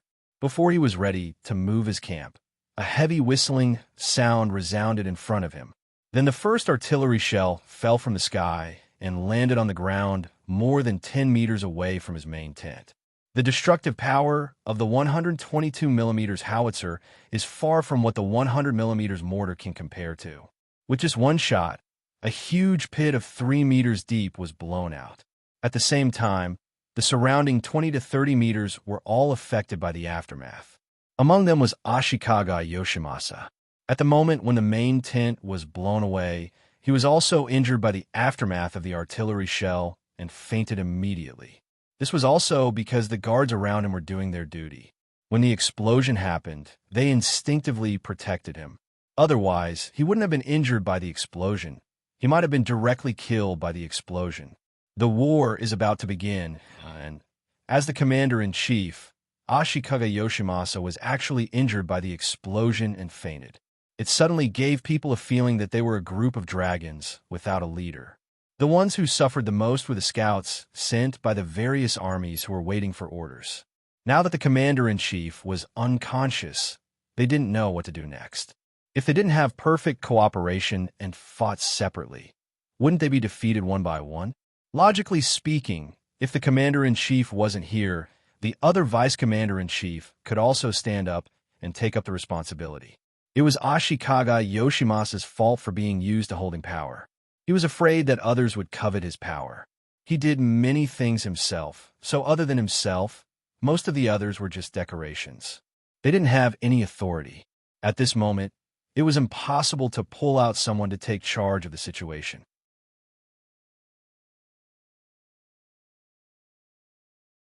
Chapter 11:18. The other deputy commanders knew that it was useless to say anything now. They arranged for people to protect the unconscious Ashikaga Yoshimasa as they retreated. At the same time, they said to the scouts who had not been assigned to work, "Go back and tell your general to defend with all his might. Once the general's body gets better, he will immediately arrange for a counterattack." After they finished speaking, the people in the main tent began to quickly retreat.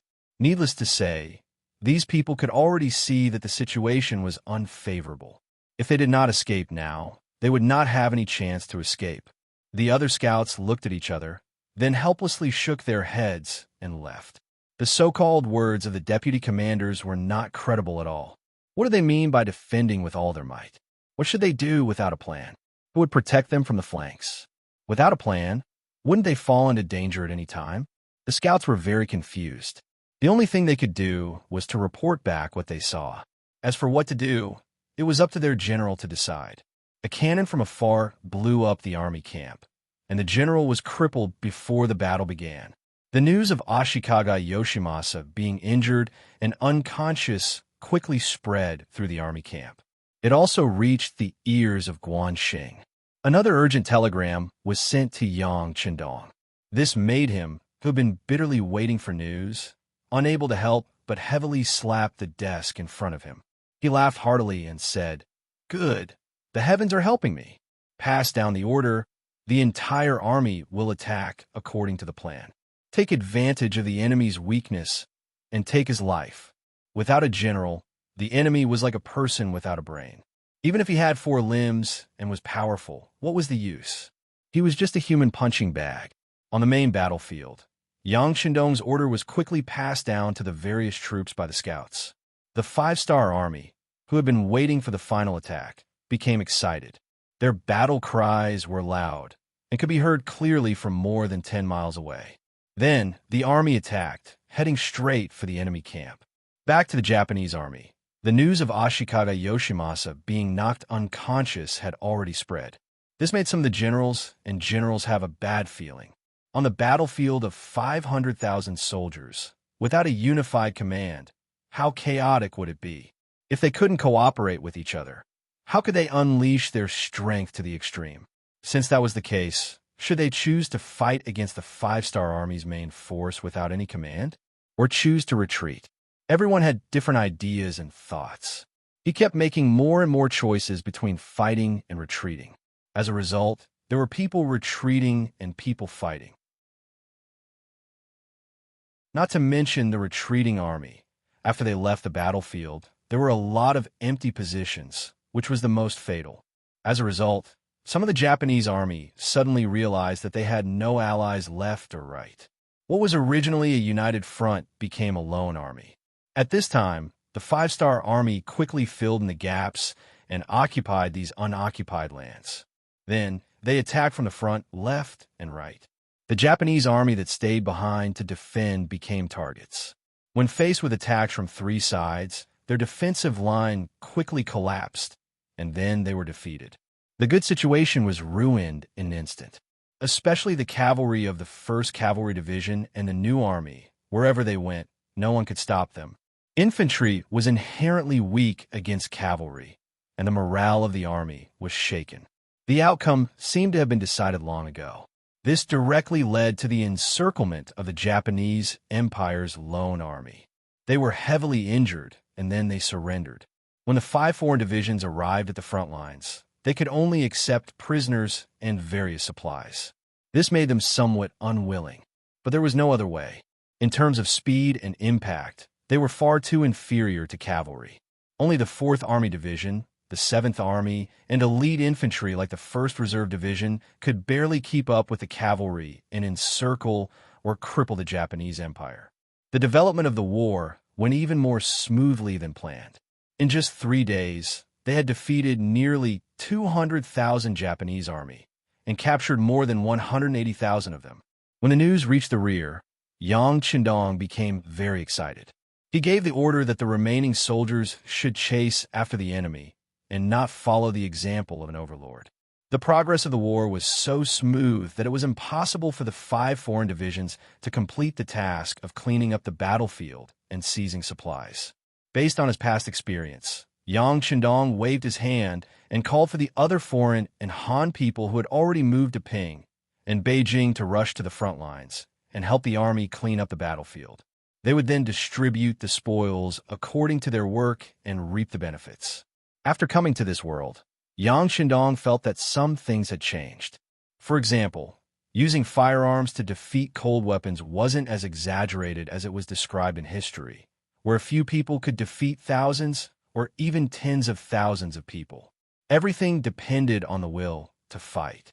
If a few people with firearms were to face off against hundreds of suicide squad members, they wouldn't even dare to say that they could win, let alone thousands or tens of thousands of people. This was also the reason why he still couldn't achieve success even though he had a cold weapon army. Zhu Di, the founder of the Ming Dynasty, had brought a firearms camp to conquer the grassland. But didn't he still win and lose against the grassland cavalry? It didn't mean that he had won a one-sided victory. Of course, some things didn't change, such as the power of the people. Everything had been proven when the dynasty of Phnom Penh was destroyed. The reason why a country was destroyed in 31 days was because of the help of the people. Now he wanted to copy the path of success and borrow the help of the foreign people in Ping and Beijing. Yang Qindong, who had always advocated for the unity of the army and the people, gave his orders. While it was hard to say whether the local aborigines would agree, but a portion of the Hans who had migrated from other races would respond enthusiastically. Some of them were even experienced enough to drive their own carriages out of the city in order to help the army transport more supplies. When tens of thousands of people entered the battlefield, and the number was still increasing, the pressure on the 5 foreign divisions was suddenly reduced. They could finally keep up with the pace of the other main forces. The follow-up forces followed. When Yang Qindong was about to take a breath, the Intelligence Bureau suddenly reported that a Japanese army of tens of thousands had appeared in the southwest of Ping and Beijing. They were marching rapidly towards Ping and Beijing. The leader was the first general under Ashikaga Yoshimasa, Maori regularization. It turned out that when the news of the Japanese army's defeat and the general's injury and coma reached the Shanin Road, Maori regularization felt that something was wrong. After thinking about it, he decided to take advantage of the fact that Ping and Beijing's military strength was empty to seize the place. In this way, it would be equivalent to cutting off the five-star army's path of retreat. Perhaps it would be able to reverse the entire situation. With this idea in mind, Maori regularization left behind the main forces to continue crushing Sensei Naganabu, while he brought 20,000 soldiers and rushed towards Ping and Beijing. He wanted to take the Japanese Empire by surprise and reverse the situation. He wanted to be the hero of the Japanese Empire. 20,000? When he heard this result, Yang Chendong's eyes flashed with a trace of worry. At this time, the main forces of the five-star army were constantly chasing after the Japanese Empire's army and inflicting heavy losses on them. If he wanted to call them back, it wouldn't be possible in a short period of time. On the contrary, it might cause an accident to the originally victorious situation. However, if he didn't call back the reinforcements, the current Ping and Beijing only had his 1,000 black cavalry and a regiment of new army cavalry. The total number of people was only 3,000.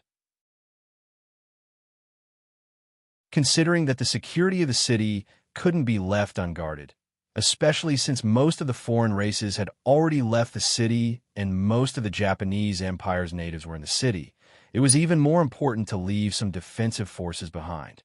Then let's fight. Yang Chendong quickly made a decision. He was determined to bring the 1,000 black cavalry and create another miracle. The black cavalry was Yang Chendong's ultimate bodyguard. Logically speaking, they should be the safest. However, on the battlefield, they had repeatedly become firefighters. Whenever there was danger, they would rush there. Who knew how many times they had played the role of a hero who won against a large number of enemies? This time, they had no choice but to go into battle and fight against a large number of enemies. He called the cavalry commander of a new army over and handed over the task of guarding Ping and Beijing. He told him that he must guard the city gate. If there was no other choice, he could close the gate and defend the city. Naturally, the commander was somewhat unwilling to do so. He even proposed that the sixth young master stay at home, and he would lead 2,000 cavalrymen into battle. Haha, you can't do it. This is not something that the black cavalry can accomplish. Yang Chendong smiled and rejected the other party's good intentions. This time, it wasn't that he looked down on his soldiers. It was the most correct choice from a practical point of view. After the decision was made, the 1,000 black cavalry were not afraid. On the contrary, they were all eager to fight. This could be seen from the fact that they began to wipe their sabers and constantly check their firearms and equipment.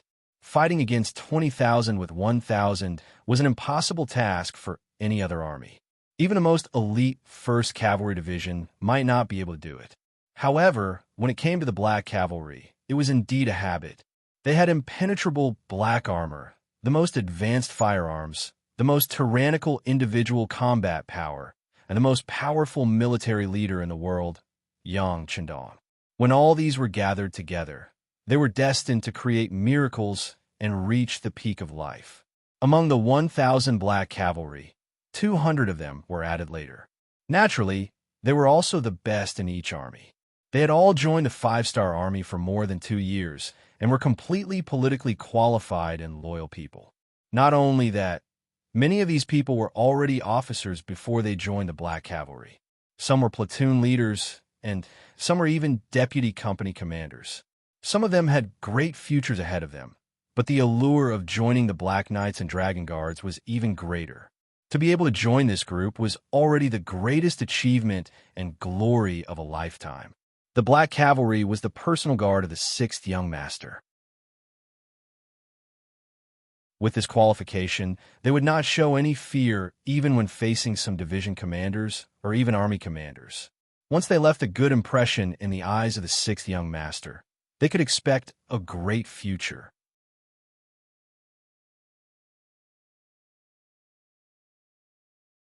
Chapter 11:19. Their luck was good.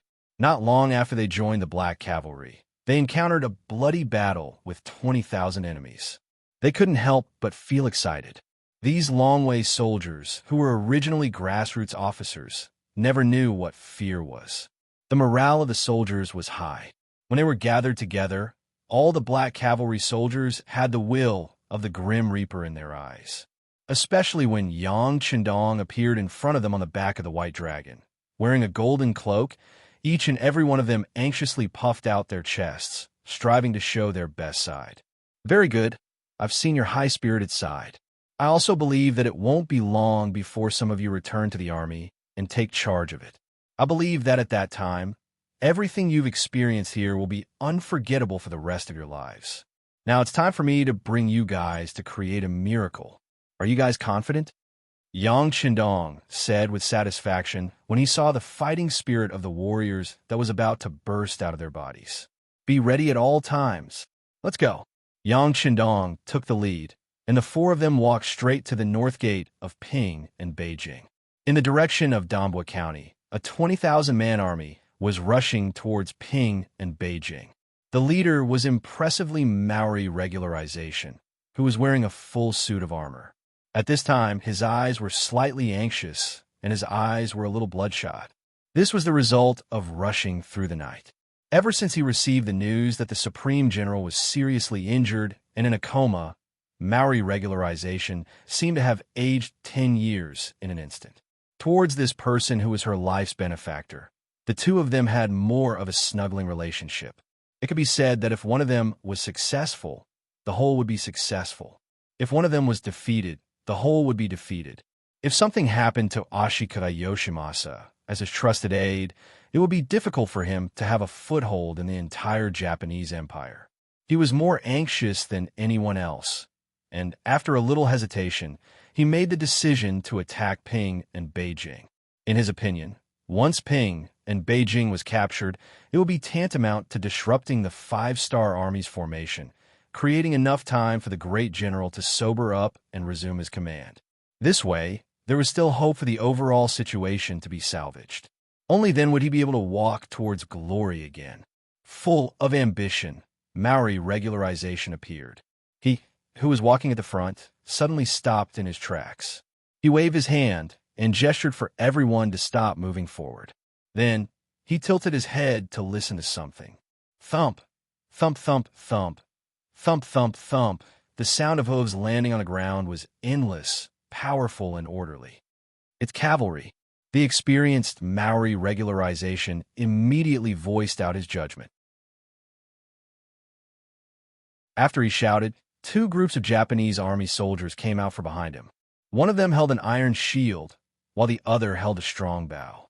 This was a well-trained army, and it was also what the Maori regularization relied on to conquer the world over the years. It was unknown how many times they had turned defeat into victory and how many contributions they had made. But now, they had finally met their match. The shield bearers were in front, while the archers were behind, forming a human wall. Just as all of this was done, rows of black armored cavalry appeared in his line of sight. The cavalry only revealed their noses and eyes. From afar, they gave off a gloomy and cold murderous aura. The bright red five-star flag fluttered in the wind. It was so eye-catching that the Maori regularization couldn't help but slightly squint his eyes. He had already expected it to be the five-star army cavalry, but the appearance of the enemy still gave him a fright. With his many years of combat experience, he had a feeling that although the cavalry wasn't large in number, their combat strength wouldn't be too weak. Looking around, the originally nervous Maori regularization couldn't help but let out a sigh of relief.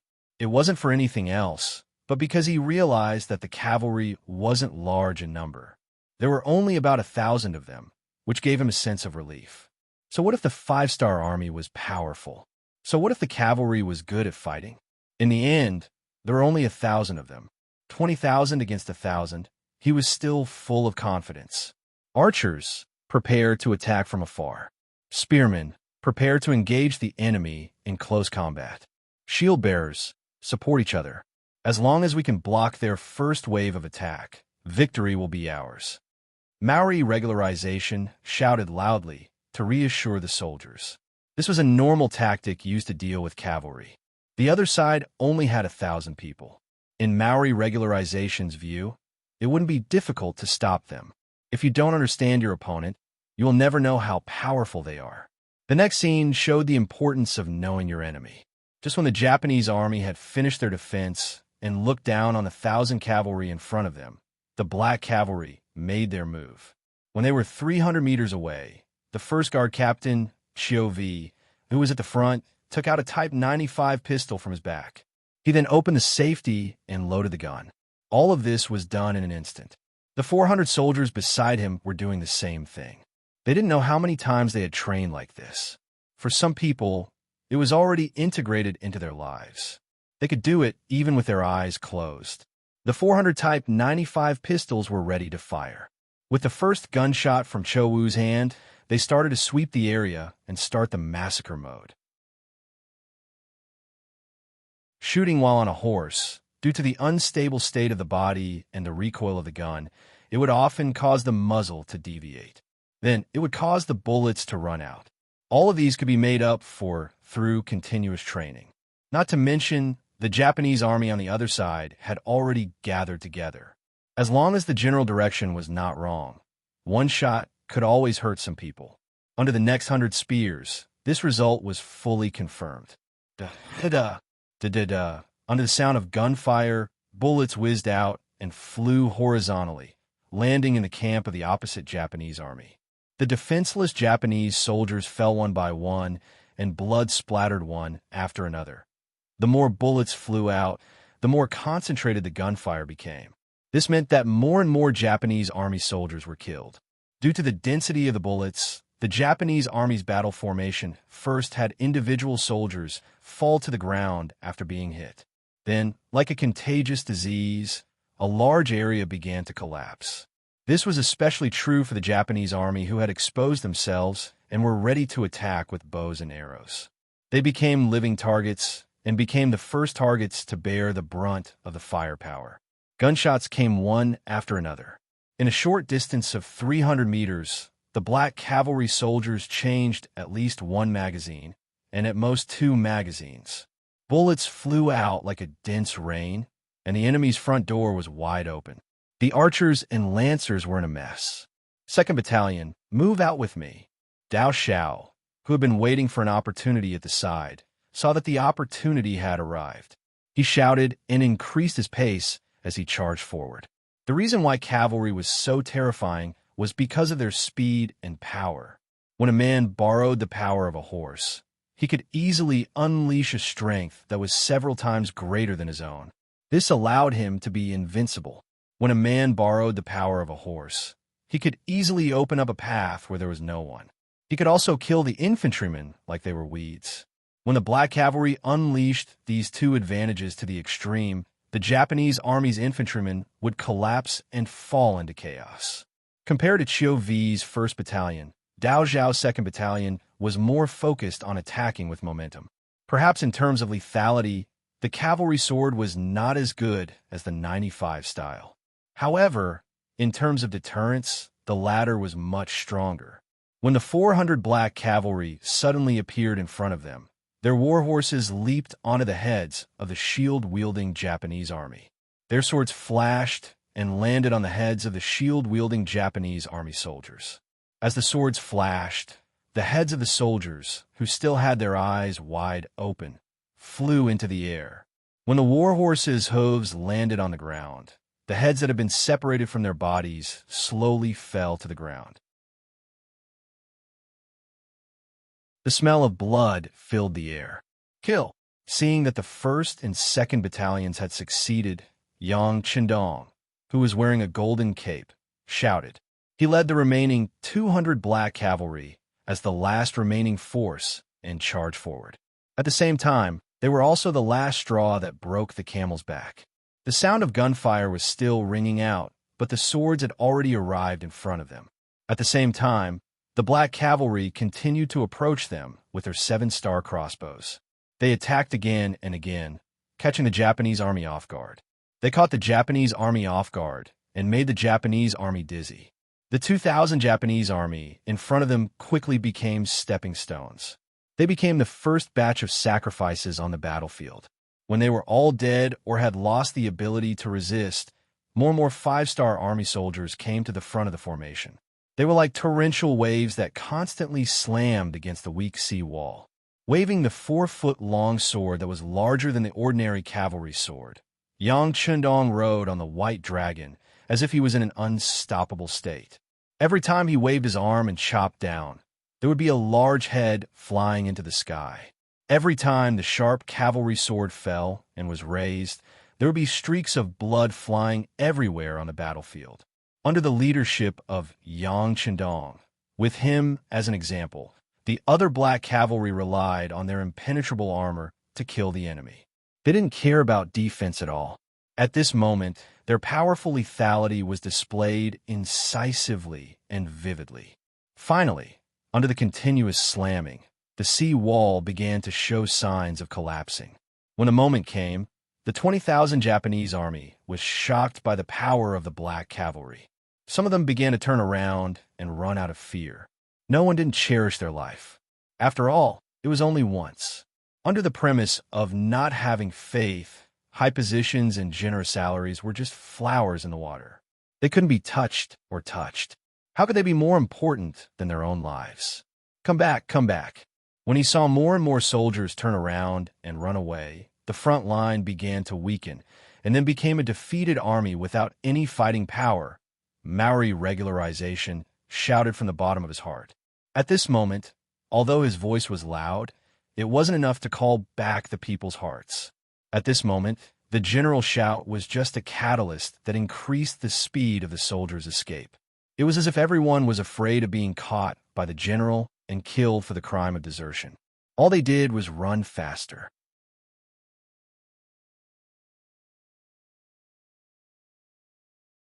Chapter 11:20. In the blink of an eye, not even half of the 20,000 soldiers were left.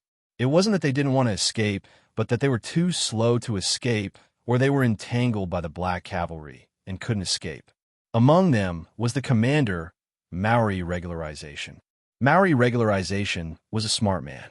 Many years of experience on the battlefield made him know when to advance and when to retreat. When he saw how brave and sharp the five-star army was, he shouted a few times, but he still couldn't save the situation, so he made the decision to retreat. However, those few shouts had exposed his identity, and he was already being targeted. The one who targeted him was Beta Persei, the Yang family's servant, who had followed Yang Chendong for the longest time and always wanted to make contributions to the war. Protect the young master.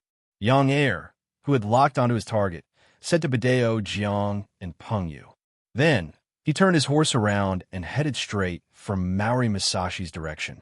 At this moment, Maori regularization just turned around and left. Originally, as the commander, he was riding a horse, but at this moment, in order not to be noticed, he had already dismounted. Under the protection of his soldiers, he blended into the crowd of defeated soldiers and retreated. Old boy, where are you going? I'm going to kill you. Seeing that Maori regularization was about to escape, Beta Persei didn't want to let him go. His naturally loud voice was not inferior to Zhang Ida's voice on the Dangyang Bridge.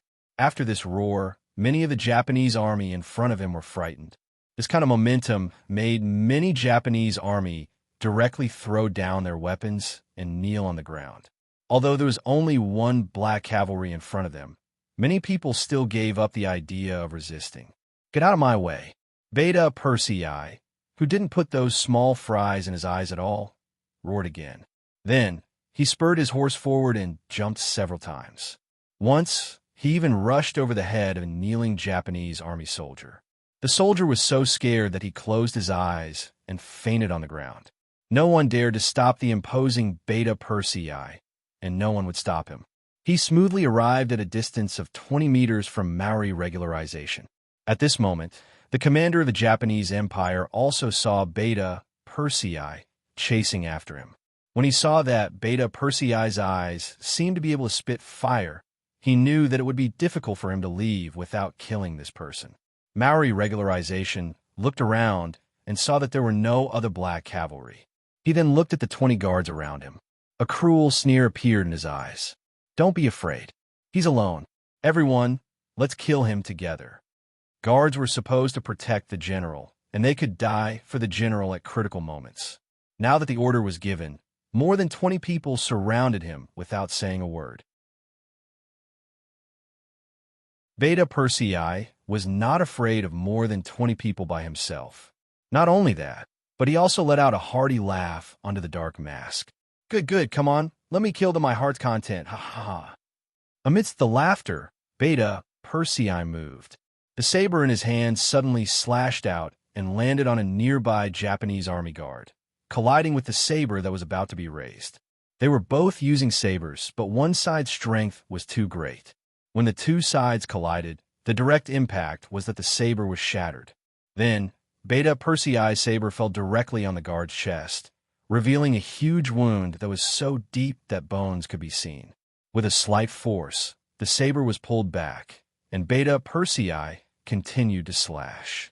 At this moment, the sweat on the training ground was not in vain. During the training, he slashed 1,000 times a day, so every time he swung the saber, it was out of instinct. And every time he swung the saber, it would often bring about a spray of blood. At this moment, Beta Persei transformed into a god of death. Wherever he passed, there were corpses everywhere. This scene also scared the Maori regularization. Seeing that the number of soldiers around him was getting fewer and fewer, and there were less than 5 of them, he disappointedly turned around and fled again. Where do you think you're going? Seeing that the target he had painstakingly locked onto was about to escape, Beta Persei was not willing to give up and wanted to give chase. But the 5 guards surrounded him, and it seemed that they were going to risk their lives to stop him here. Oh, the shouting Beta Persei was angry. With a loud roar, he suddenly jumped off his horse, rolled on the ground, raised his saber, and cut off the legs of a guard, causing him to fall to the ground with a wail. Beta Persei, who had dismounted, was more agile. His saber was always slashing at a very tricky angle, which was not proportional to his tall figure. It was hard to believe that this was done by this person. Others could not believe it, and it gave Beta Persei a surprise advantage. In just a few seconds, the other 4 guards were all dead. At this moment, because Beta Persei had killed too many people, his black armor had long been dyed blood red. Jumping on his horse, Beta Persei once again chased after Maori regularization, who had run 100 meters away. Taking advantage of the time on his horse, he constantly adjusted his breathing to kill his final target in the most perfect state. To be able to follow by Yang Chendong's side, he had naturally learned many things. In addition, his own strength was already not bad. If he were to meet Maori Masanori head-on, he had 100% confidence that he would be able to take him down. He would not even need 3 moves. Strong people have confidence, but there are many things that you can't do well just because you are strong. If that's the case, then wouldn't the world always be dominated by the strong and the weak have no way out? Just like now, although Beta Persei had enough confidence, Maori regularization was not to be trifled with. He had been a general for so many years, and he had always been valued by the Supreme General Ashikaga Yoshimasa. So he was always in the center of power, so he had never been short of money, and there was indeed a group of loyal soldiers around him. Just like just now, the 5 people's fierce resistance was enough to explain everything. And just after Beta Persei killed 5 people, before he could catch his breath, nearly 10 more Japanese army soldiers rushed from a distance and surrounded him. All of them were prepared to die, in order to create an opportunity for their General Maori regularization to escape. People say that even Shin Hui has 3 good friends, and it's true. After all, the Japanese army had the advantage in strength. And even if the Longway soldiers were brave, it was impossible to kill all the Japanese soldiers in a short time. Taking advantage of this opportunity, Maori regularization finally escaped, but of course he paid a high price. More than half of the soldiers who had followed him through life and death for many years died in this battle. Beta Persei, who was angry enough to kill all the Japanese army soldiers in front of him, cursed loudly, calling them cowards. His curses spread far and wide. With 1,000 against 20,000, the dragon guards once again showed everyone how powerful they were. Even though they had lost 200 to 300 people in this battle, their reputation was still their reputation. The dragon guards could not be blasphemed or offended. The Japanese soldiers fled, died, and surrendered. When the overall situation was settled, the other comrades who stayed in Ping and Beijing rushed out and took over the task of cleaning up the battlefield. When Yang Chendong saw that the overall situation was settled, he began to record the number of casualties.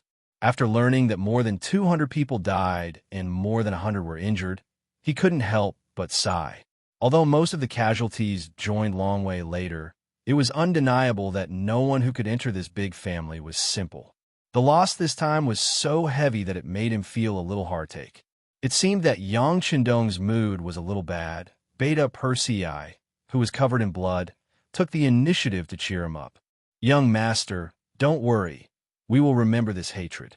It won't be long before we kill Maori regularization and avenge our brothers." "Yes, this hatred must be avenged." Yang Chendong nodded with a serious face, and his eyes fell on the distance. In this battle, they defeated the Japanese army and ate half of their main force. Then, it was only a matter of time before they conquered the Japanese Empire. Shajing City. In the temporary city lord's mansion, a somewhat thin man was standing in front of a large military map at the moment. As the army commander of a new second army, Shajing City and Jingzhou City had not stopped for a moment since they occupied the two cities. First, they rebuilt the city and stabilized the people, then promoted commercial development and opened factories in order to achieve the goal of rapid economic prosperity. Then, they gathered the morale of the army and prepared to send troops to the west. With the first city as a precedent, Shajing adopted the same strategy. First, they stabilized the foundation, then accumulated strength, and finally, they attacked the outside world. The idea was good, but changes came with it. Yang Chendong's sudden attack on the Japanese Empire caused Baiming's dissatisfaction and even a crisis. The direct result was that the pressure on the new Second Army, which was very close to Baiming, increased. It wasn't until Baiming's Liaodong cavalry came out and reached an agreement with Nanming and Yesen that the new Second Army couldn't even keep their current territory, let alone expand outward. The city had been besieged and cut off from the outside world for more than 20 days. The situation in the city was getting worse day by day. As the situation became more and more serious, Shajing's thoughts became heavier and heavier, and the pressure became greater and greater. Just as he was standing in front of the map with a frown, the guard outside the door suddenly reported that the infantry division commander, Su Yuan, wanted to see him. Su Yuan was originally one of Shajing's infantry generals. He had been following him since Tala City was broken. Although his ability was average, after the establishment of the new Second Army, Shajing still helped him to get the position of a division commander. He could be considered as an absolute confidant. Hearing that Su Yuan came to see him, Shajing nodded and said to the guard in a somewhat hoarse voice, "Please." Su Yuan came. He was tall and had a tiger's light in his eyes. His cheekbones were somewhat wide, and he had a standard Mongolian face. When he entered the hall, a rumbling voice came from his mouth. "Military commander, I heard that you haven't eaten for a day. This won't do." "Huh?" Hearing his subordinate's words of concern, Shajing gently turned his head and forced a smile on his face. Then he said in a similarly concerned tone, "Mr. Su, you also have to eat on time. Look at you, you've lost weight again."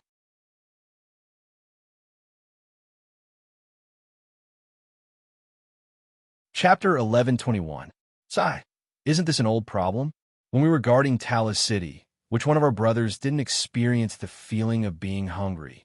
From then on, we couldn't seem to gain weight. "Huh," Su Yuan said with a laugh. After saying that, he withdrew the smile on his face and looked as if he wanted to say something, but stopped on second thought. Su Yuan's words brought back memories of the past. She seemed to have returned to the past, when she didn't have enough to eat and didn't have enough to wear clothes. Her expression revealed an unnatural sense of guilt. After all, He was a general in the army. He was responsible for the fact that his brothers didn't have enough to eat. The room also became silent for a while because of this topic. It wasn't until 5 or 6 breaths later that she recovered her composure and asked, "Mr. Su, are you here for something? Did something happen to the Ming army outside the city?" "No, it's not that," Su Yuan answered very quickly, but he did stutter a little. For some reason, his neck was flushed red. This scene fell into Shi Bi's eyes, and it made him very curious. He knew his subordinate very well. Although his ability was average, he had a straightforward personality. He wouldn't frown even if a knife was on his neck. What could be so difficult for him? With curiosity, Shi Bi asked, "Mr. Su, did something happen?" "This, yes." Su Yuan, who didn't seem to know how to answer, simply admitted it directly. "Oh, what's the matter?" Seeing that Su Yuan had admitted to it, Shi Bi became even more curious. He wanted to know what had happened to make Su Yuan, who had always been straightforward, act so bashfully. In the face of Shi Bi's question, Su Yuan didn't immediately answer. Instead, he took a deep breath, then stared at Shi Bi and said, "General, now our new Second Army Shajing City and Jingzhou City are surrounded by Baiming, but I don't know if Bugnamago Josian has any brilliant plan to help us out." When he heard this, Shi Bi shook his head and said, "I haven't received any new instructions from the 6th young master. I'm afraid we have to continue to wait." "Wait?" Hearing this answer, Su Yuan seemed to become a little excited at this moment.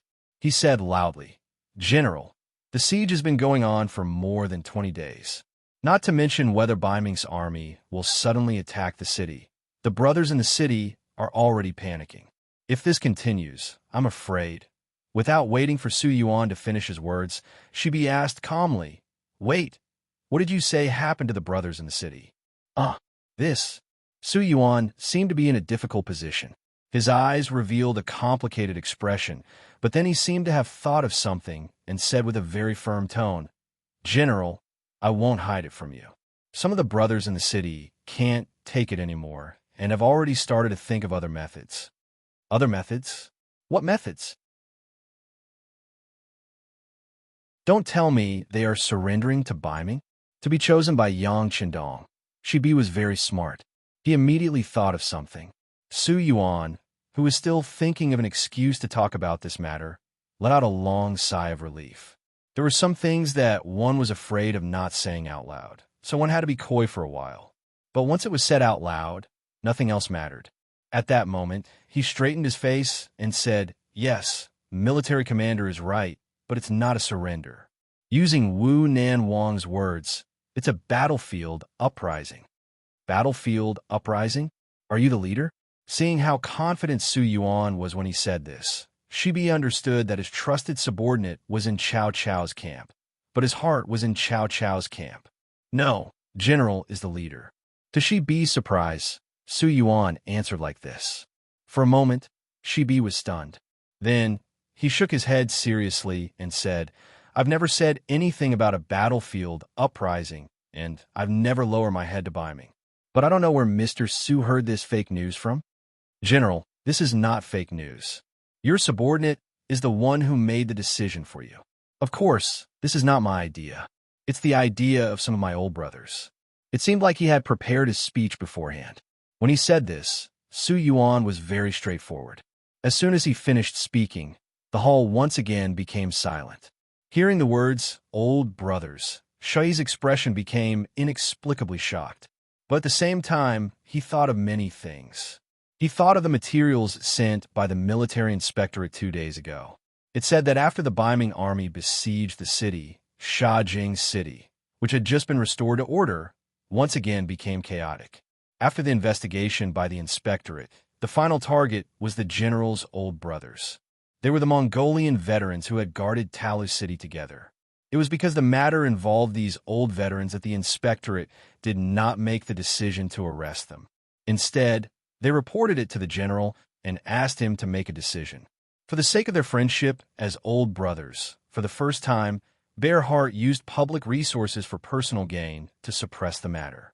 Originally, he wanted to wait until the situation was less tense before he talked to his old brothers. but he didn't expect that they would take the initiative to look for him first. Naturally, the shock in his heart wasn't small, but he still couldn't understand why, when they were defending Talus City, they didn't even have food to eat, but they still held on. Now that they hadn't reached that point, why were they thinking of surrendering? Confused, he looked at Su Yuan and asked why. General, our brothers are really afraid of living a hard life again. In the past few years, everyone's life has become better. They have found wives, and some have even married several. Now, we are not alone like before. Everyone has too many scruples. When he answered this question, Su Yuan's eyes were a bit red. It seemed that he was not very willing. Shibi did not look at Su Yuan. Instead, he kept muttering, "Life is better, so we can't suffer anymore, right?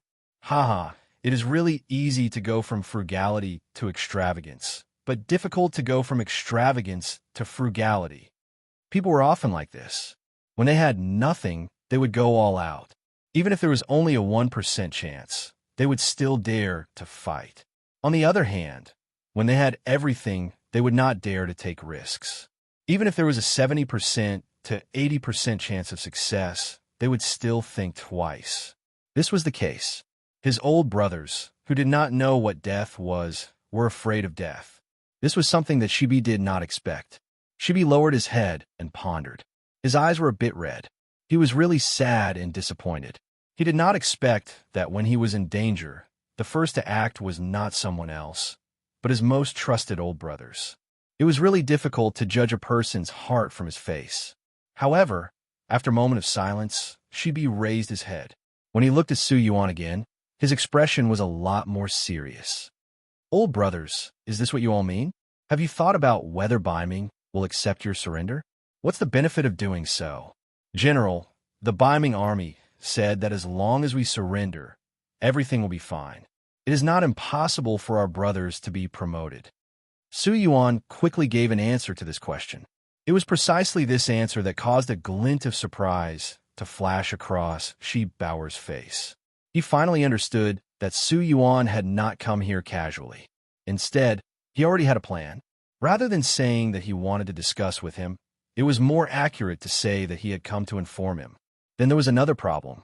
How did they know the Baiming army's attitude towards him? With this confusion, Shibi asked, "Mr. Su, how did you know about this? I remember that the city gate has been closed for more than 20 days. Logically speaking, we should not be able to get in touch with the outside world." My old brothers deliberately let us go when they were guarding the city gate. Oh, by the way, there's a Baiming merchant in the city called Rong Xiao. General, you should remember him. He is the middleman between us and Baiming." As if he knew that it was wrong for him to not follow military discipline, Su Yuan only said this sentence once and emphasized Rong Xiao. Rong Xiao. Hearing this name, Shibi nodded. "I know this person. Since the new Second Army occupied Shajing City, many Baiming merchants appeared here. Among them, Rong Xiao was the most famous one. It was because his business was very big and he was very rich. It was said that he had a lot of connections in the Baiming army. Now it seemed that he was clearly a spy sent by them." Hearing that Shibi knew who Rong Xiao was, Su Yuan immediately said, "Yes, that's him. He was the first one who privately told his subordinates about the Baiming army's attitude towards us." "What's your attitude? The 6th young master treated you well.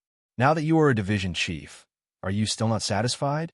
Shibi said this with a somewhat angry and even a little harsh tone when it came to the issue of attitude.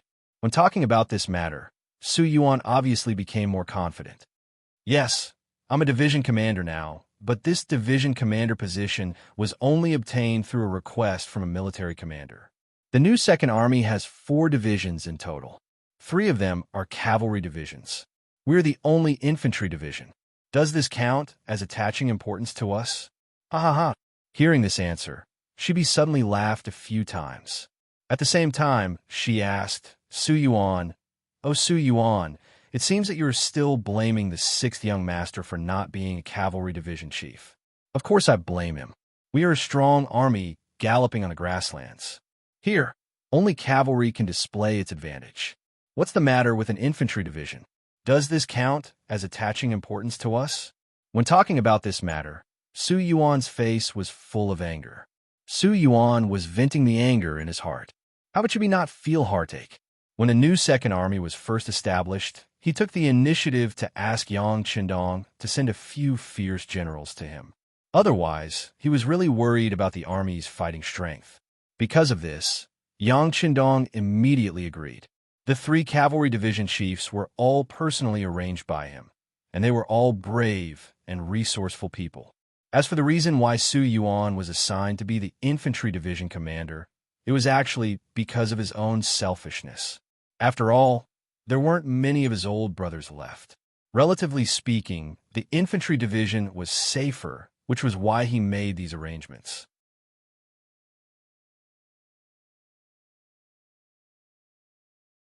Chapter 1122. He had never thought that his kindness would lead to such an outcome. At this moment, Shirbai did not know what to say. He even had an impulse to tell the truth. However, he knew that it was useless to say anything now that things had come to this. When a person had made up his mind to do something, it was not something that could be changed with just 1 or 2 words. More importantly, no matter what, Su Yuan had betrayed the 6th young master by saying these words. Such a person's loyalty was no longer there. Even if he was kept, he would not be of much use. He felt sad for Su Yuan's future, but Shirbai did not show it on his face. He was thinking about another problem, and that was whether he could use this matter to do something. He had been thinking of a way in front of the map, and now the opportunity had appeared. Mr. Su, this is a serious matter. I need to think about it. Also, I want to see Rong Xiao. There are some things that you can't say. I want to hear him talk about it face to face. The things that happened in Shajing City were still known to a small number of people. However, Yang Qindong was among this small number of people. 2 telegrams were sent to him one after another, and they both talked about this matter. The difference was that one was to complain, and the other was to propose a solution. The one who complained was the CIA of the intelligence department. This intelligence department was started by the 7th Madam, Su Monair. After continuous development, it had already begun to develop into both the military and the political. Just like the old brothers that Su Yuan mentioned, some of them married women who were peripheral members of the CIA. Most of these people came from poor backgrounds, and some even had a terrible past. They were rescued by the CIA, trained, and sent to different places. Their identities were quite confidential, and they had no contact with each other. It was considered top secret. When these old buddies began to take action and often gathered together to discuss things, some of their actions were already in the sights of the CIA. However, these people did not care at all. With pillow talk from wives, these people's secrets were quickly learned. Then, layer by layer, they were finally reported to Yang Qindong. The other telegram was from Sherbet himself. Inside, he explained in detail what had happened and added his own opinions at the end. The gist of it was that they were faking their surrender in exchange for more time. When the 2 telegrams were delivered to Yang Qindong, he was in the middle of making arrangements to march to the northern part of the Japanese Empire. The 2 telegrams flashed through Yang Qindong's mind. Yang Qindong put them aside and continued to plan the previous battle plan. Generals, Ashikaga Yoshimasa has yet to recover from his injuries, and he has less than 300,000 soldiers under his command. At this moment, we already have the advantage in terms of military strength. Next, it's time to use all our strength to destroy them and end the war with the Japanese Empire. As the 6th young master commands, all the generals spoke in unison. Then, their gazes fell on the face of Yang Qindong, who was presiding over the military meeting. Clearly, everyone was waiting for the final military decision. Good. Seeing that everyone's morale was so high, Yang Qindong nodded heavily. After that, military orders were issued from his mouth, and the war with the Japanese Empire was one step closer. After the meeting was over, Yang Qindong instructed Beta Persei not to allow anyone to disturb him. He placed the 2 telegrams in front of him and read them seriously. It was said that a fortress was the easiest to be breached from the inside. Yang Qindong never denied this point. For this reason, he set up an inspection department in the military.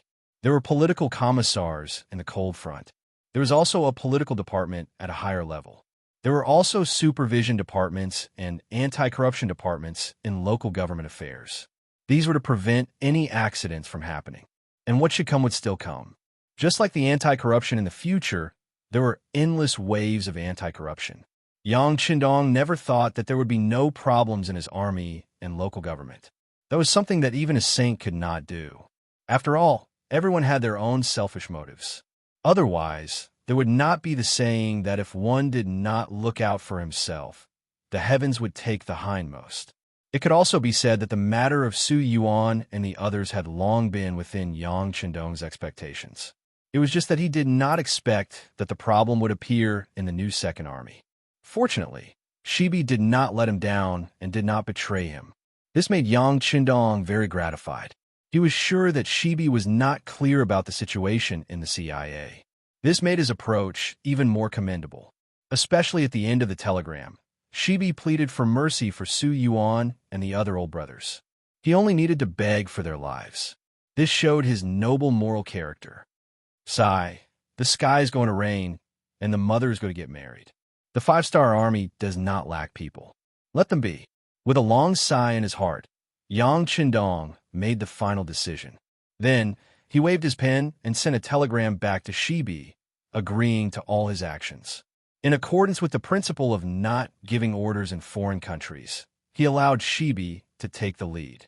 If Shibi needed any help, Yang Qindong would do his best to satisfy him. After the telegram was sent to Beta Persei and Wang Shan secretly sent it out, Yang Qindong's gaze fell on the war in the Japanese Empire again. The overall situation of this war had basically been decided. The next step was just a matter of time. If the problem here could be solved earlier, the difficult situation of a new Second Army would be solved earlier. Yang Qindong felt a lot of pressure. Tokai Road, Seiko County. It was the central area of Tokai Road.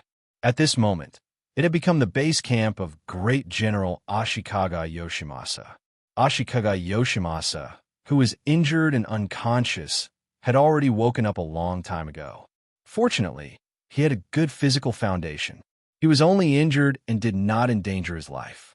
It was just that when he woke up and learned the result of the war in front of him, he was so angry that he fainted again, which was depressing. When he woke up again and began to take charge of the military, the number of generals around him had decreased a lot. First, the sneak attack of the ninjas caused him to lose 20 capable confidants. Then, the defeat of the army outside Ping and Beijing caused him to lose half of his generals. Now, there were less than 20 people standing in the main tent, including General Maori Regularization, who gave up on attacking Shanin Road. At this point in the war, the high-spirited Ashikaga Yoshimasa had disappeared. In exchange, there was a somewhat decadent and spiritless great general. Everyone, let's talk about your opinions. After saying this, Ashikaga Yoshimasa slowly closed his eyes. At this moment, he seemed to be a little tired. Even a great general was behaving like this, so the generals below him didn't know what to say. In the face of such a situation, it seemed that no matter what they said, it would be wrong. Among the generals, only Maori Regularization's eyes had a trace of light, as if he was thinking about something.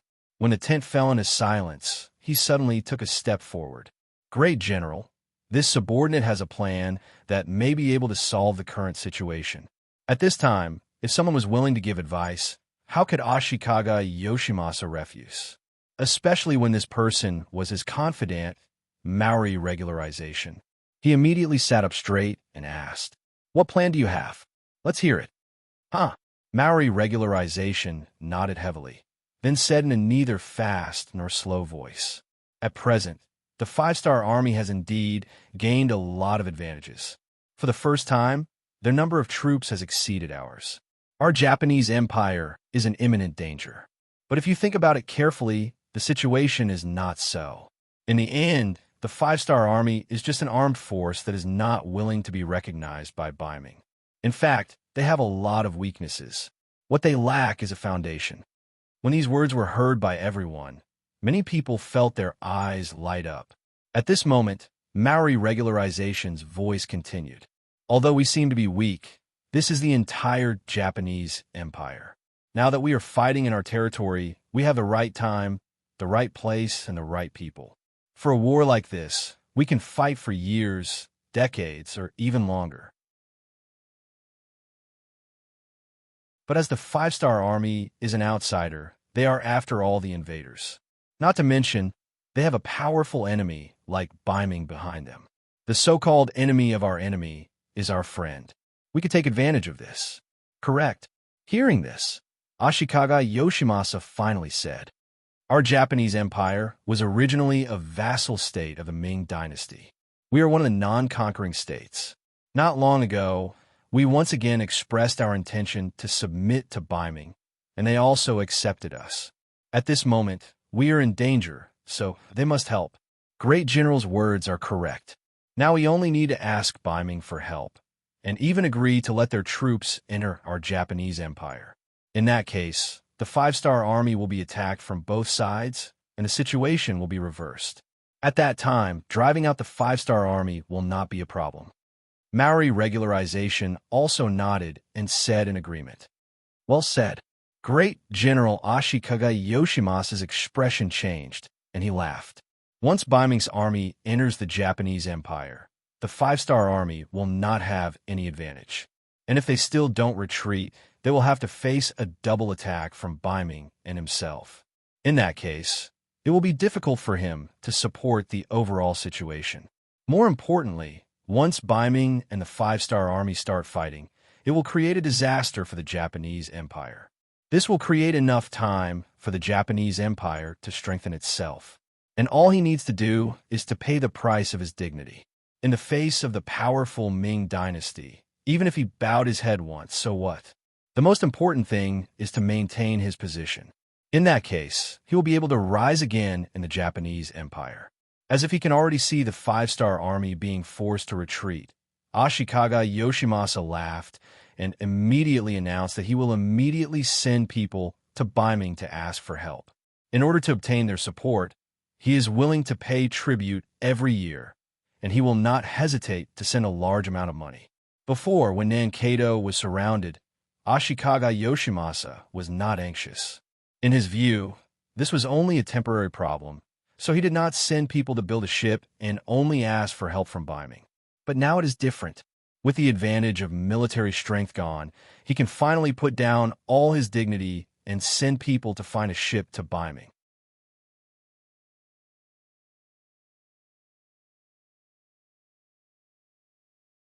Chapter 1123. The Japanese Empire was an island country. Not to mention the military's warships. Even the civilian ships were innumerable. It was just finding some ships to send a message to Baiming. It wasn't a big deal. For the sake of safety, 10 teams of envoys were sent out this time to guard against the five-star army's interception on the sea. Ashikaga Yoshimasa was really careful. The 10 teams of envoys scattered. Some of them were intercepted by the five-star army, so the news was leaked. But in the end, some ships were lucky enough to cross the sea and arrived at Baiming. Through the intercepted ships, the five-star army knew about Ashikaga Yoshimasa's actions and reported it to Yang Chendong. Looking at the statements sent to him, Yang Chendong coldly snorted and said, "Just a trapped beast. Do you really think you can stop my army in this way?" Beta Persei sent a report to Suyojin. "You should know what to do. Also, inform the frontline army to speed up their march.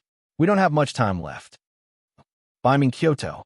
The envoys of the Japanese Empire, who had weathered the waves, finally arrived here.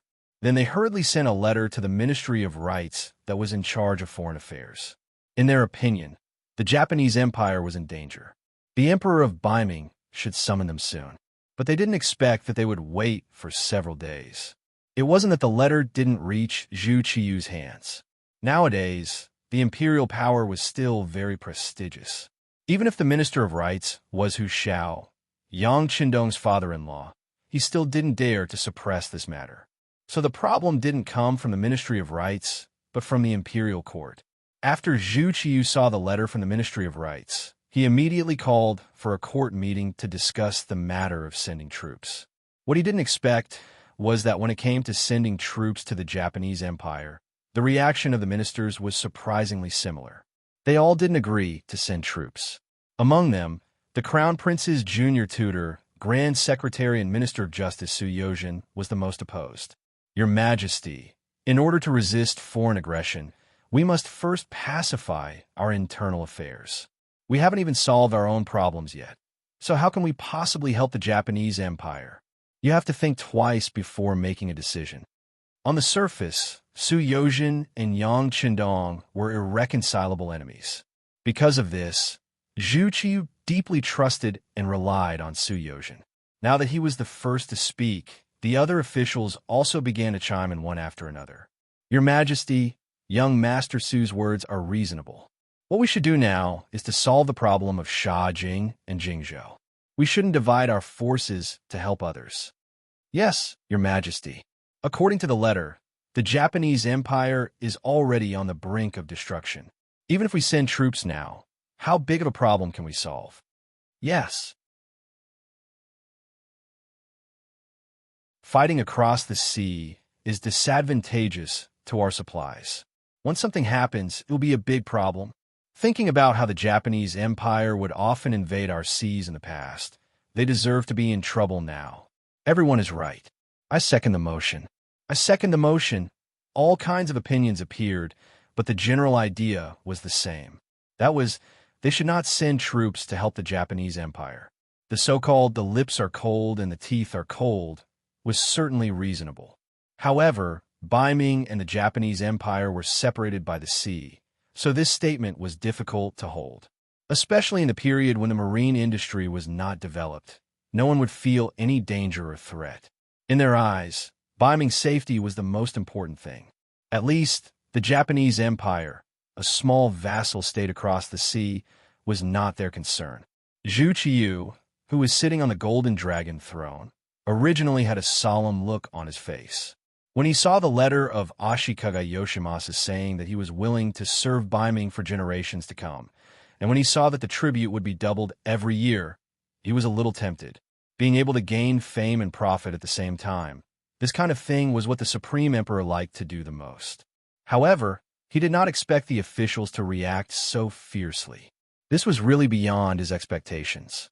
Of course, with his identity as the emperor, he could make all the decisions on his own, and the officials below could not say anything.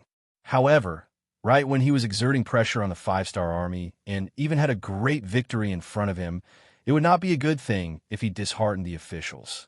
Zhu Qiyu was naturally willing to help others without affecting herself. If she could gain fame and benefits, she would naturally be willing to do it. However, he did not want the Baiming court to fall into instability because of this. At this moment, he became hesitant. Zhu Qiyu did not know that after Suyojin received the telegram from the Security Bureau, he immediately did a lot of work. Ever since he chose to follow Yang Qindong, he was wholeheartedly loyal to the five-star army. At the same time that Zhu Qiyu was forcefully withholding the salaries of the officials, he used the money that Yang Qindong gave him to rope in many people. Right now, at least a fifth of the officials in the court had received benefits from him. At this moment, it was time to show off his power. He had secretly contacted many people, and under the reasonable, polite explanation, there were many people who followed his lead blindly. For example, in the court now, those who spoke first were all arranged by him. Under the guidance of public opinion, some officials who did not know what was going on were also persuaded and expressed their own opinions. Yang Qindong's plan was effective. Considering that there were too many objections in the court, Zhu Qiyu did not bring up the matter of sending troops. He only said that he was thinking about it. Using this time, Yang Qindong commanded the five-star army to gallop on the battlefield of the Japanese Empire, reducing the territory and strength of the Japanese army. It had been more than 20 days since the last time he sent out a request for help, and there was still no news that was beneficial to him. Ashikaga Yoshimasa, who was originally sitting in the military tent, could no longer sit still. He once again called his trusted subordinate, Maori Regularization, to discuss how to solve the crisis. When there were only two people in the tent, Ashika Yoshimasa said, This general wishes to send someone to send a letter to Nankeido's Kuroda and have him come to meet us. What do you think? When Ashikaga Yoshimasa finished speaking, Maori Regularization's body clearly tensed up. The Japanese Empire's navy was still very strong, and they had a lot of soldiers. Right now, there were at least 300,000 Japanese Empire's navy in Nankeido. This was also the foundation of the Japanese Empire's navy. It's just that the five-star army's navy was more powerful, especially the cannons on the ship had a longer range, so they didn't display their strength. But even so, the five-star army's navy didn't underestimate the strength of the five-star army. There was news that came back that the five-star army in Nankeido didn't attack, which was enough to explain everything. It was impossible for Ashikaga Yoshimasa not to know this, but now he wanted to transfer the navy out. Didn't he know that if he took the initiative to break through the siege, he would suffer heavy losses? But he still wanted to do this. The meaning behind it was a little bit personal. Maori Regularization's mind quickly thought of a possibility. That is, Ashikaga Yoshimasa was really afraid of the five-star army, so he left himself a way out. After all, with the help of the navy, they would have the ability to leave the Japanese Empire at any time. In addition to here, they could choose a new place to live. And without the help of a powerful navy, everything would be impossible. Could it be that the admiral is already prepared for the worst? Maori Regularization looked up at Ashikaga Yoshimasa and nodded. This is also good. Although we will suffer some losses, it's not a long-term solution. Since Ashikaga Yoshimasa has already made a decision, even if Maori Regularization wanted to stop it, it would be difficult for him to do it. If he didn't do it well, he would offend the admiral, which would be very bad for his future. Maori Regularization agreed, which wasn't beyond Ashikaga Yoshimasa's expectations. He smiled and said, "Very well, things are settled like this." Ashikaga Yoshimasa was indeed prepared to lose and escape. In the face of the powerful offensive of the five-star army, he knew that some things were irreversible, especially after he didn't get a reply from Beiming. This idea became even more firm. But what he didn't expect was that this backup plan accelerated the collapse of the entire Japanese army. Unlike the five-star army, who had a radio station that was beyond this era, there were only two ways to send a letter to the Kuroda family. One was to send a letter by carrier pigeon, and the other was to send someone to deliver the letter. For the sake of insurance, both methods were used, and it was this decision that gave the five-star army time to prepare in advance. A carrier pigeon in the sky was not so easy to catch, especially a well-trained carrier pigeon. But this thing was not completely guaranteed. Accidents like carrier pigeons were not uncommon.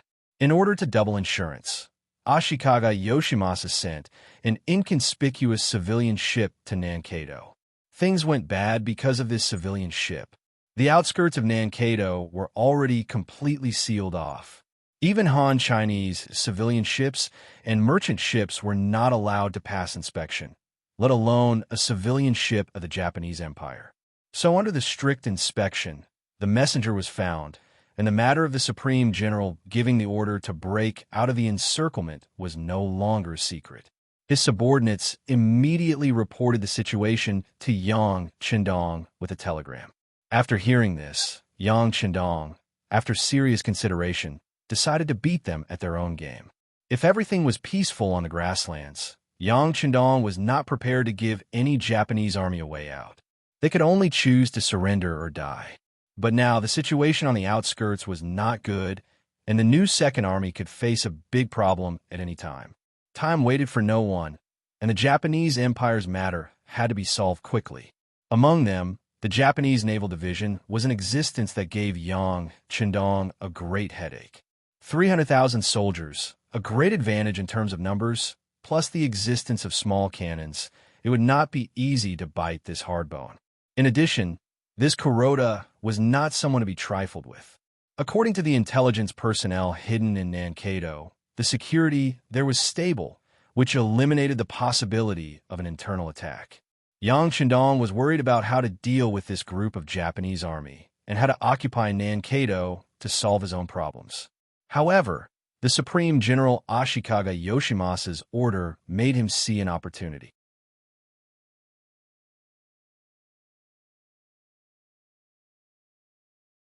Chapter 1124. Even if they didn't have a big appetite and couldn't swallow the Japanese naval division, they could at least chase them away and occupy the whole of Nankado. After Yang Qindong thought about it again and again, he sent a telegram to give a messenger from the Japanese army a chance to escape and send the information to Kuroda. Under Yang Qindong's arrangement, the messenger successfully escaped and smoothly entered Nankado. At this time, Kuroda had already received the order from the Supreme General Ashikaga Yoshimasa through a carrier pigeon. At this moment, he was thinking of a plan of action. The messenger's appearance let Kuroda know that the five-star army already knew about the plan. In a fit of anger, he directly killed the messenger. After all, the biggest advantage of an army's action was the suddenness. But now that it was gone, how could he not be angry? Of course, this was all done by the Supreme General. He only did it for double insurance. After killing the messenger to vent his anger, Kuroda had to consider the matter of breaking out of the encirclement. Although he knew that the five-star army was already prepared, the Supreme General's order couldn't be disobeyed. The most important thing was that he didn't know what kind of problems would arise if he was trapped for a long time.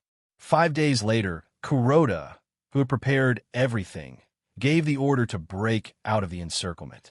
300,000 soldiers boarded 1,000 warships carrying provisions, supplies, and silver. They suddenly left Nankado and headed towards the sea. The ones responsible for stopping them were the elite High 4 Division and High 5 Division of the Five-Star Army. In addition, there were 30,000 soldiers from the Korean Navy.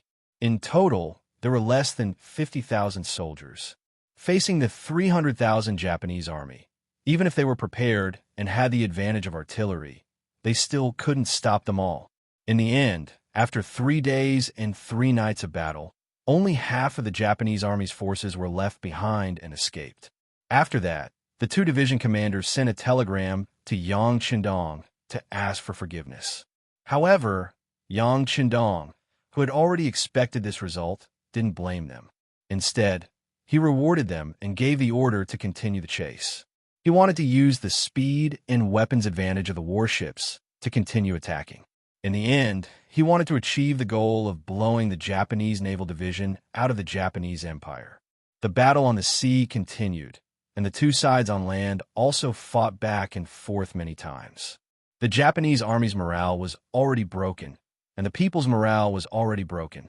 The situation had already tilted a lot in the Five-Star Army's favor. If this continued, it was only a matter of time.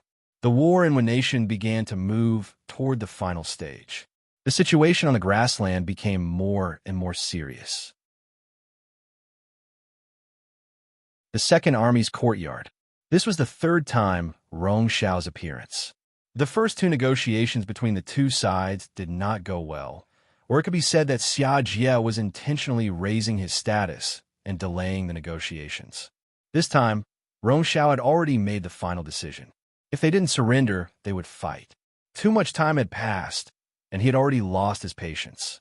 Or perhaps the people behind him had already lost their patience. In the end, Shajing City and Jingzhou City only had the Five-Star Army. The 4 divisions added together only had a little more than 30,000 people. Baiming had already spent a lot of time and energy on them. For the higher-ups of Baiming, it would be best if they could recruit this new force. But if it really didn't work, they couldn't rule out the possibility of using force. It was precisely because the higher-ups were a little impatient that Rong Xiao's attitude was a lot stronger than the previous 2 times. After doing business for so many years, Rong Xiao had developed the ability to speak with people and ghosts. His smiling face had always been harmless, but the words that came out of his mouth were very sharp. General Shi, I wonder what you've thought about it, since it's been such a long time. You should know that Baiming has already stationed 200,000 soldiers outside of Shajing City. We can attack whenever we want, and we have the ability to break through at any time. When he said this, the smile on the chubby Rong Xiao's face had already disappeared. Instead, he looked like he was going to attack if Zhang Heng didn't give him an accurate answer. Facing the aggressive Rong Xiao, Jiabei knew that he did not have much time left. If he delayed any longer, it was very likely that things would go south. After thinking for a while, he said, "All right, I can agree to your proposal of battlefield uprising, but please give me some time. You should know that although I am the commander of a new second army, other than Su Yuan, the other 3 division commanders were all arranged by Bugnam of Gojoseon. If I don't convince them, this matter won't work at all. You don't want to see a new second army that kills each other come to Baiming, right?" The reason given by Jia Bei was very appropriate.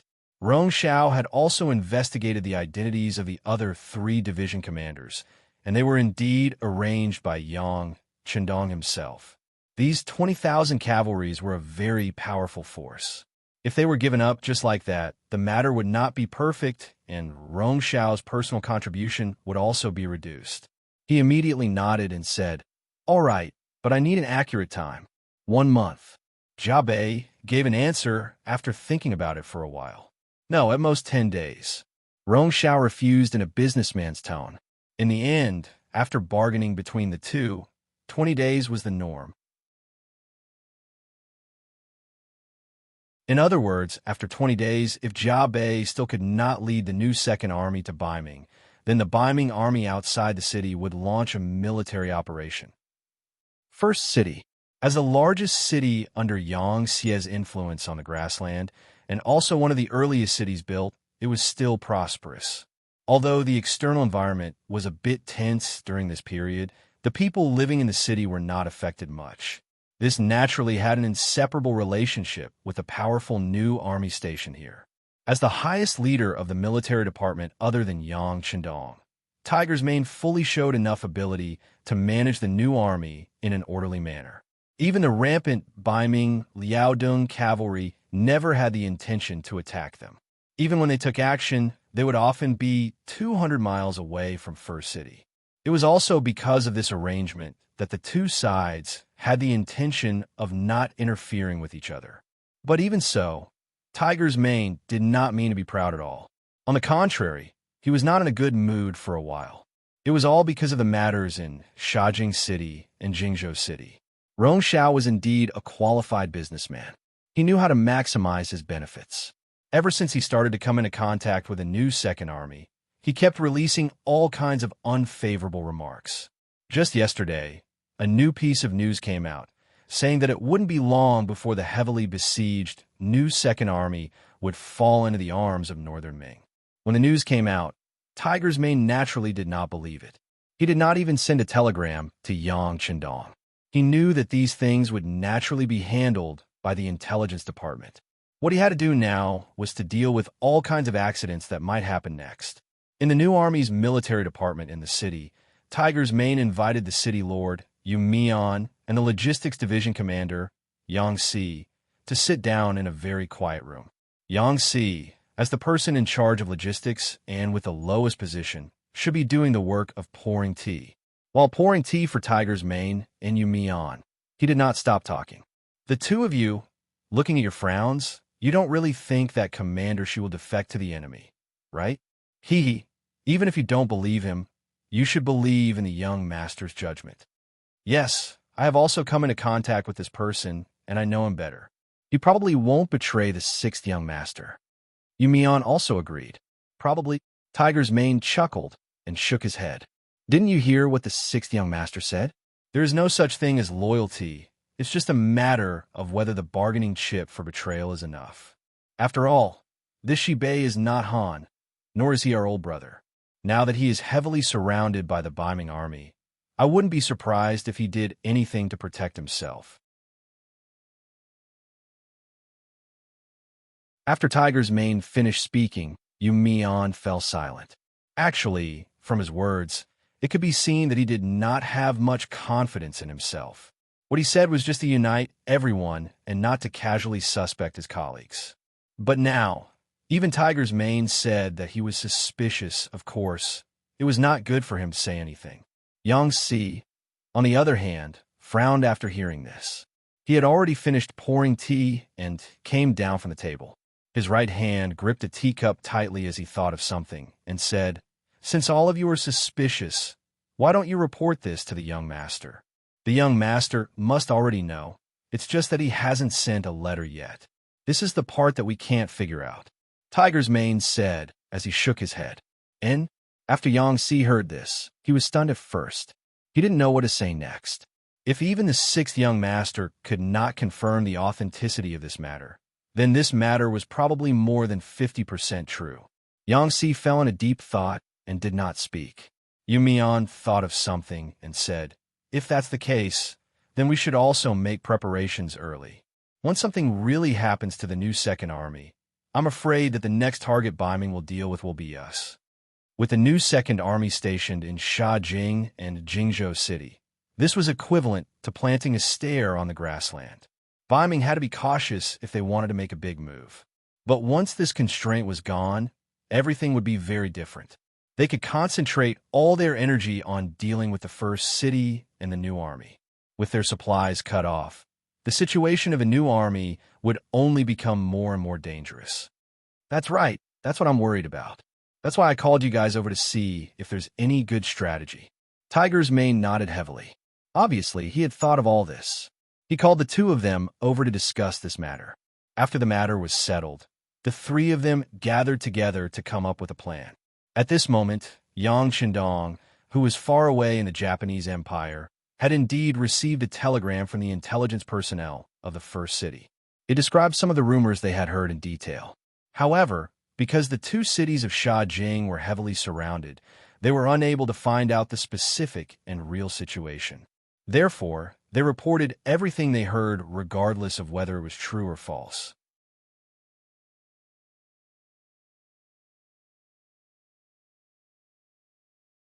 Chapter 1125.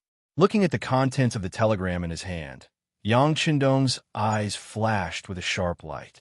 In his heart, he had sentenced Rong Xiao to death. All along, Yang Qindong had a natural closeness to the Han people. Even though they were both merchants, the treatment of the Han merchants was much better. Whether it was the price of goods or the ratio, it was much higher than that of the foreign races. For this reason, many people had raised objections, but he had ignored them.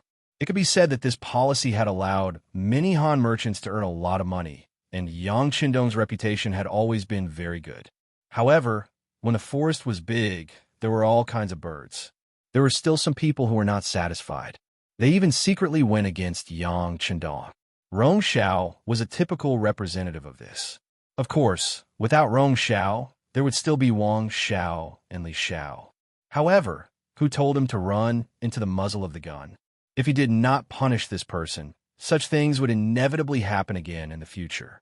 In order to achieve the effect of killing one to appease the 100, Rong Xiao had already been put on the death list.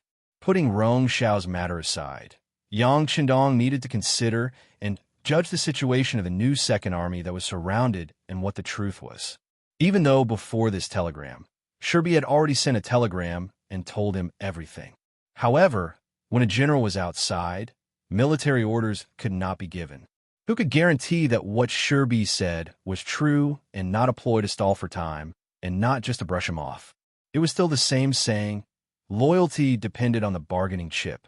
At least for now, Yang Qindong couldn't give up anything.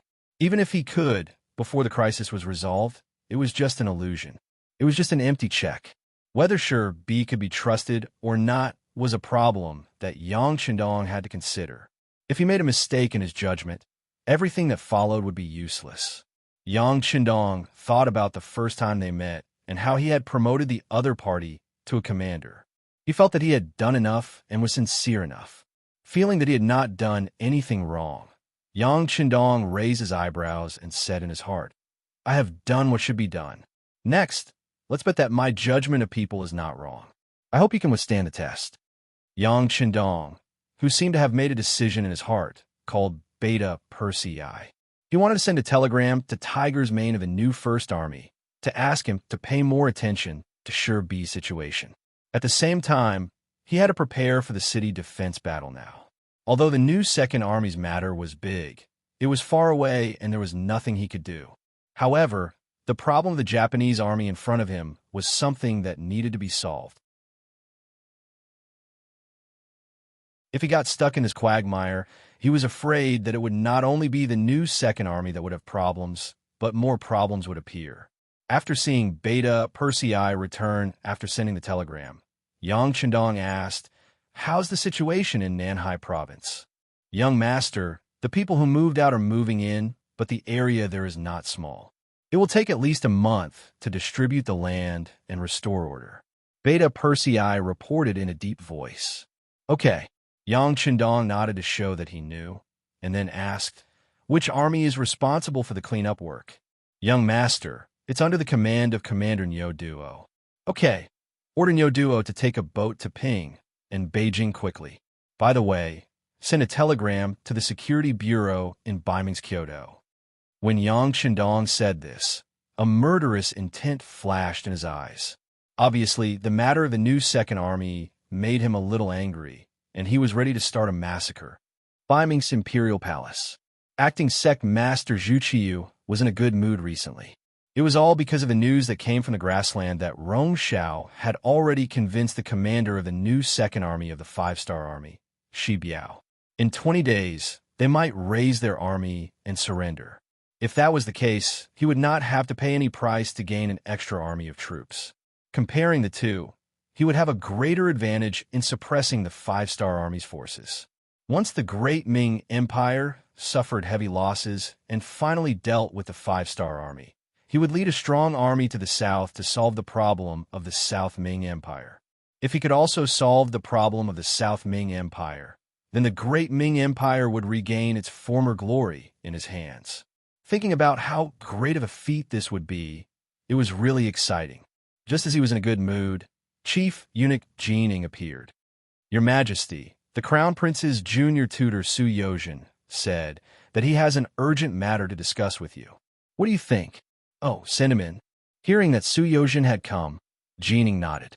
He admired this official who could do things. Not long after, Su Yozhen appeared in the main hall of the Imperial Palace. He first knelt and kowtowed, and then he stood up with a serious expression. "Beloved official Su, you don't look too well. May I know why you've come?" Zhu Qiyu asked in a nonchalant manner. "Your Majesty, this official has come for a matter related to Baiming's reputation. I really have to say it." Seeing how solemn Su Yozhen was, Zhu Qiyu, who was sitting on the dragon throne, also straightened his body and asked, "What's the matter?"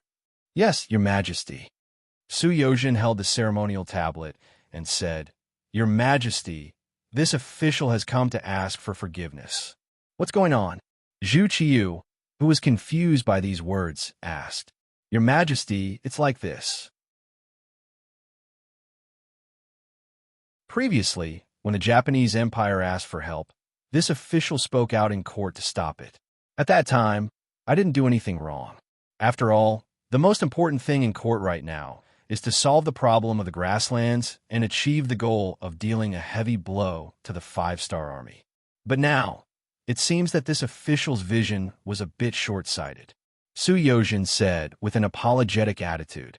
"Why do you say that?" Zhu Qiyu was a bit stunned. He had already put the matter of the Japanese Empire's request for help to the back of his mind. He really didn't think that Su Yozhen would bring it up again. Su Yozhen was naturally instructed by Yang Chendong to come. Before he came, he had already thought of the words to say. He immediately said, "Your Majesty, this official has not thought things through." After a self-reflection, he continued, "Ever since the Japanese Empire sent people to ask for help, there have been all kinds of rumors. But most of them are accusing us of not helping our vassal state, especially the people from the Wara Empire stationed in the capital. They have mentioned this matter more than once in public. The Japanese Empire was a vassal state of the Great Ming Empire. Now that they were in danger, Baiming chose to not help them. Thinking about it, as the current Baiming's partner, how could Yesen of the Wara not have any thoughts? If this matter was not handled well, it would greatly affect the cooperation between the two sides. Su Yozhen used this as an excuse to speak out. It couldn't be more appropriate. After listening to this, Zhu Qiyu couldn't help but frown. Although Baiming was not as good as it used to be, and even the surrounding vassal states were almost devoured by the Five-Star Army, he had to consider the feelings of the other party. He didn't expect that the Japanese Empire's matter would attract the attention of Yang Chendong of the Wara. Now that they were cooperating, Zhu Qiyu, who didn't want to make things worse, immediately asked Su Yozhen, "Su Yozhen, if this is the case, do you have any ideas?" "Your Majesty, I have a plan that can shut the mouth of the Wara with the smallest price." Hearing that he was finally asked, Su Yozhen answered without hesitation, "Speak." "Yes, I think we should send an army to the Japanese Empire to show that Beiming will not give up on our vassal states. As for this army, it doesn't need to be too many people. It's mainly for show. If there is any danger, then retreat immediately. That way, no one will be able to say anything." "Which army?" Zhu Qiyu asked with interest. "Your Majesty, didn't you just set up a navy? There are only 50,000 people, which is neither more nor less. Let them go to the periphery of Neon, and they can test the army. It's the best of both worlds." Su Yozhen replied with a smile on her face after she finally expressed her thoughts. Since the five-star army has been growing, especially after they first took down North Korea and then attacked the Japanese Empire, the safety of the sea has also attracted Zhu Qiyu's attention. He spent a lot of money to build a 50,000-person navy and, at the same time, lifted the ban on the sea. He was ready to build something on the sea. In Zhu Qiyu's opinion, even if they can't dominate the sea like the five-star army, they should at least have the power to protect themselves and have their own voice.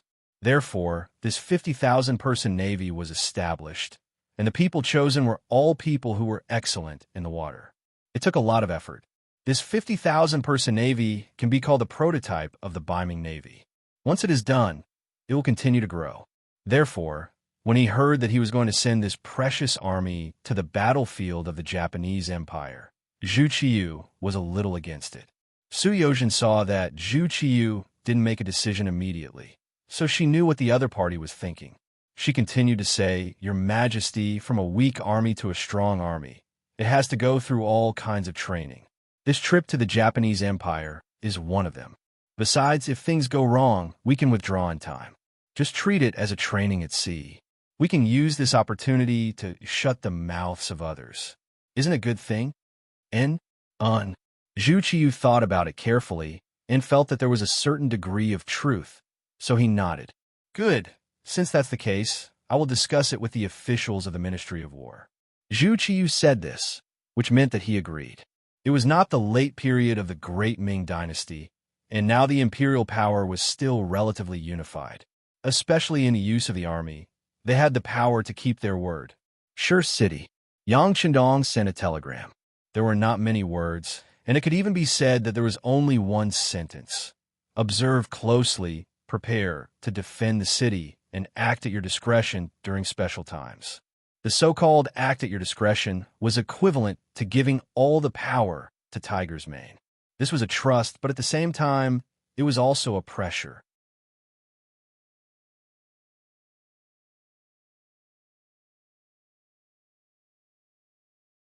Chapter 1126.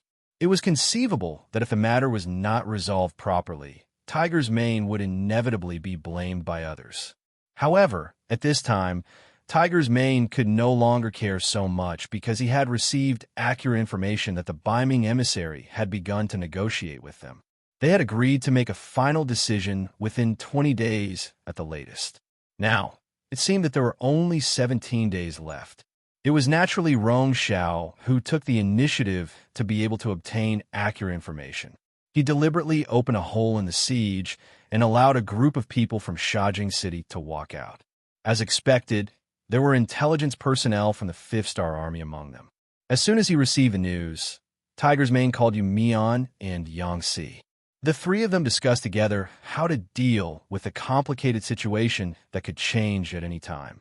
The three of them first listened to the report of the intelligence personnel who had escaped from Shajing City.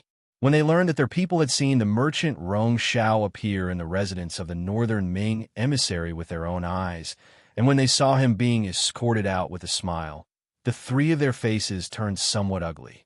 The one who had the most intense reaction was Yangtze. He suddenly slammed the table and reprimanded loudly. "What does this Beiming want to do? To think that the young master trusts him so much. He actually dares to collude with foreign enemies and rebel. This is really intolerable. That's right. I didn't expect him to be such a person. Yu Mian quickly agreed. At the same time, he also looked very angry. Tiger's Mane's expression was not much better, but he knew that this was not the key point now. Once the new second army really joined Beiming, then the first city would become the next target.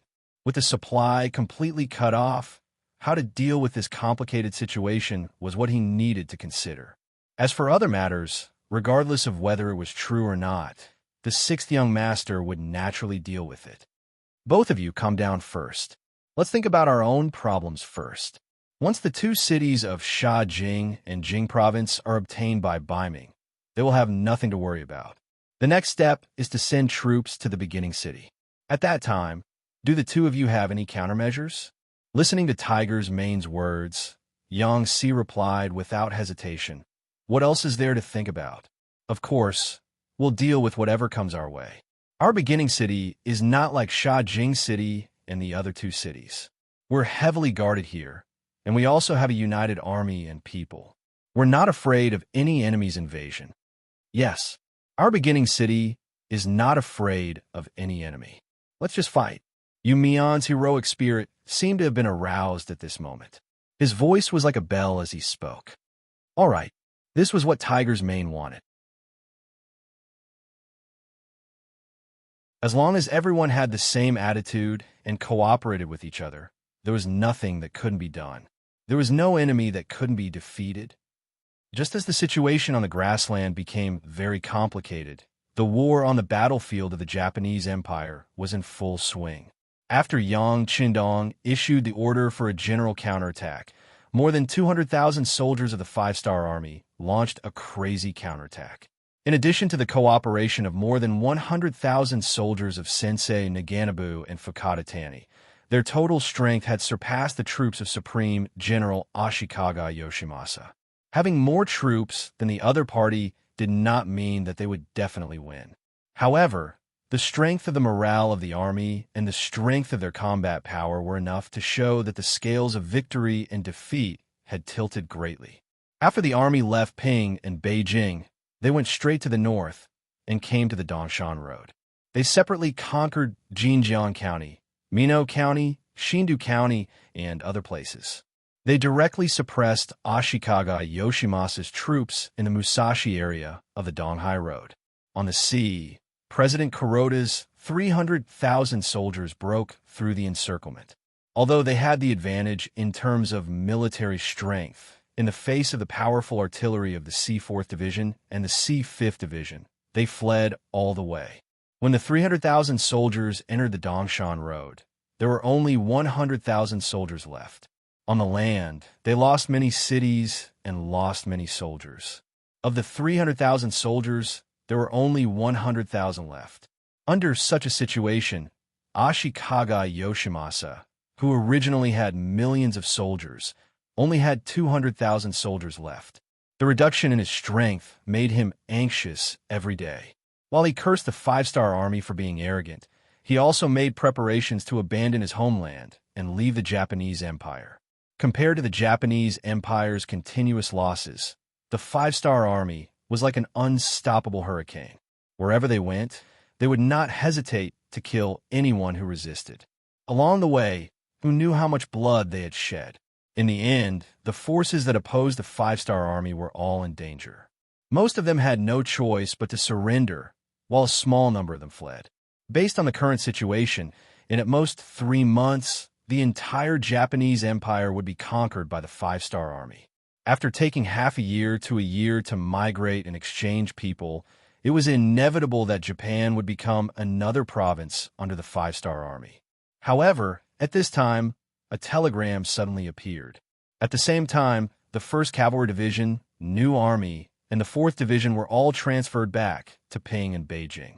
When the telegram was sent out, all of the generals on the front lines who received the news were confused. Seeing that victory was right in front of them, they did not know why such an order would appear. Although the Five-Star Army had over 300,000 soldiers, The only ones that could fight were the 4th Division, the 7th Army, the 1st Cavalry Division, the New Army, and the 1st Reserve Division. The rest of the soldiers, such as the 2nd, 3rd, 4th, 5th, and 6th Divisions, as well as the hundreds of thousands of miscellaneous Japanese soldiers, were left behind to pick up the leftovers. Many of them were even cleaning up the battlefield. Now that 3 powerful armies were suddenly transferred away, it was inevitable that the generals would have all sorts of guesses. However, no matter what thoughts they had, this telegram was personally sent out by Yang Chendong. Just based on this point, no one dared to disobey. After being surprised for a moment, the 3 armies packed up and stopped moving forward. Then, within 8 hours, they began to change direction, going from north to south to Ping and Beijing. This was the military order of the 5-star army. Once an order was given, regardless of the situation, it must be obeyed. This was also something that Yang Xie's generals had to do. In the blink of an eye, the 3 powerful armies left. Although the total number of soldiers was not large, only around 50,000, it was still a big blow to the morale of the army. The 7th Army's commander, Tian Su, took the initiative to look for the 1st Reserve Division's commander. Su Kuda was also a division commander, and the 1st Reserve Division soldiers were 30,000, far more than the 7th Army's 10,000 soldiers. However, Su Kuda gave Tian Su enough respect. After all, he was a member of the Cold Front series, fully equipped with firearms. Commander Tian, please have a seat. In the face of Tian Su's visit, Su Kuda did not dare to be negligent and took the initiative to walk out of the tent to welcome him. Commander Su is too polite. Tian Su had a smile on his face. He was very satisfied with Su Kuda's attitude. Since Su Kuda was so polite, he naturally would not refuse. Instead, he took the initiative to slow down his pace, trying to keep up with Su Kuda's pace. Everyone else in the tent left. When only the 2 of them were left, the smiles on their faces involuntarily disappeared. 3 out of 5 powerful armies had left. The 2 of them felt an enormous pressure. If a problem appeared in their originally sure-win situation because of this, it would mean that the 2 of them were incompetent. This made them unusually nervous and cautious. They looked at each other. In the end, it was Tian Su who spoke first. Commander Su, 3 out of 5 powerful armies have left. The pressure on our shoulders will be much greater. Yes, but we are not afraid, Su Kuda said in a booming voice. Our 1st Reserve Division has 30,000 soldiers. They are all veterans who have experienced life and death on the battlefield. Although they are not as elite as the Cold Front, we have courage and courage. We are not afraid of any opponent or enemy. Well said, Tian Su said happily as he waved his fist in the air. Soldiers should be like this. They should have the courage to press forward. Just like the 6th young master said, when enemies meet on a narrow path, the courageous will win. As long as we are willing to fight with our lives on the line, we can defeat even the heavens and the earth. Ah, Commander Su's words are very much to my liking. Su Kuda laughed heartily. With a good start, the rest of the conversation became much easier. As the 2 of them continued to talk, they quickly reached a consensus on how to fight the next battle. One by one, they came up with a military plan. As for Ashikaga Yoshimasa, who was preparing to leave Musashi Prefecture, he was sighing in sorrow. He was sitting on a chair and sighing with grief. He really couldn't understand. This was clearly his home ground, and he had close to 1 million soldiers. How could he be defeated by a mere 200,000 5-star soldiers? But now, the enemy's numbers were increasing as they fought. Why was he getting weaker and weaker? What was the reason for this? Was it simply because the enemy's weapons were too powerful? Even now, Ashikaga Yoshimasa still didn't know what it meant to win the hearts of the people. He thought that power was a high and mighty thing. As long as he grasped it tightly, he could do whatever he wanted. However, he did not know who gave him power. When a person with power did not use it to serve the people, he would not be far from death. Just as he was sighing, the sound of footsteps suddenly came from outside the tent. Then, a happy Maori regularization appeared and shouted, "Great General! Good news! Good news!" Good news? What good news can there be at a time like this? Ashikaga Yoshimasa said, disapprovingly. In his opinion, the battle was already decided. He even had to leave his homeland. He really did not know what good news there was to be happy about. Maori regularization did not care so much. He took the report from the frontline scouts and stood in front of Ashikaga Yoshimasa. He said excitedly, "Great General, I just received news that the 5-star army has withdrawn." "What?" Ashikaga Yoshimasa, who originally did not care, suddenly stood up. His eyes were wide open, and he had a look of disbelief. "Say that again."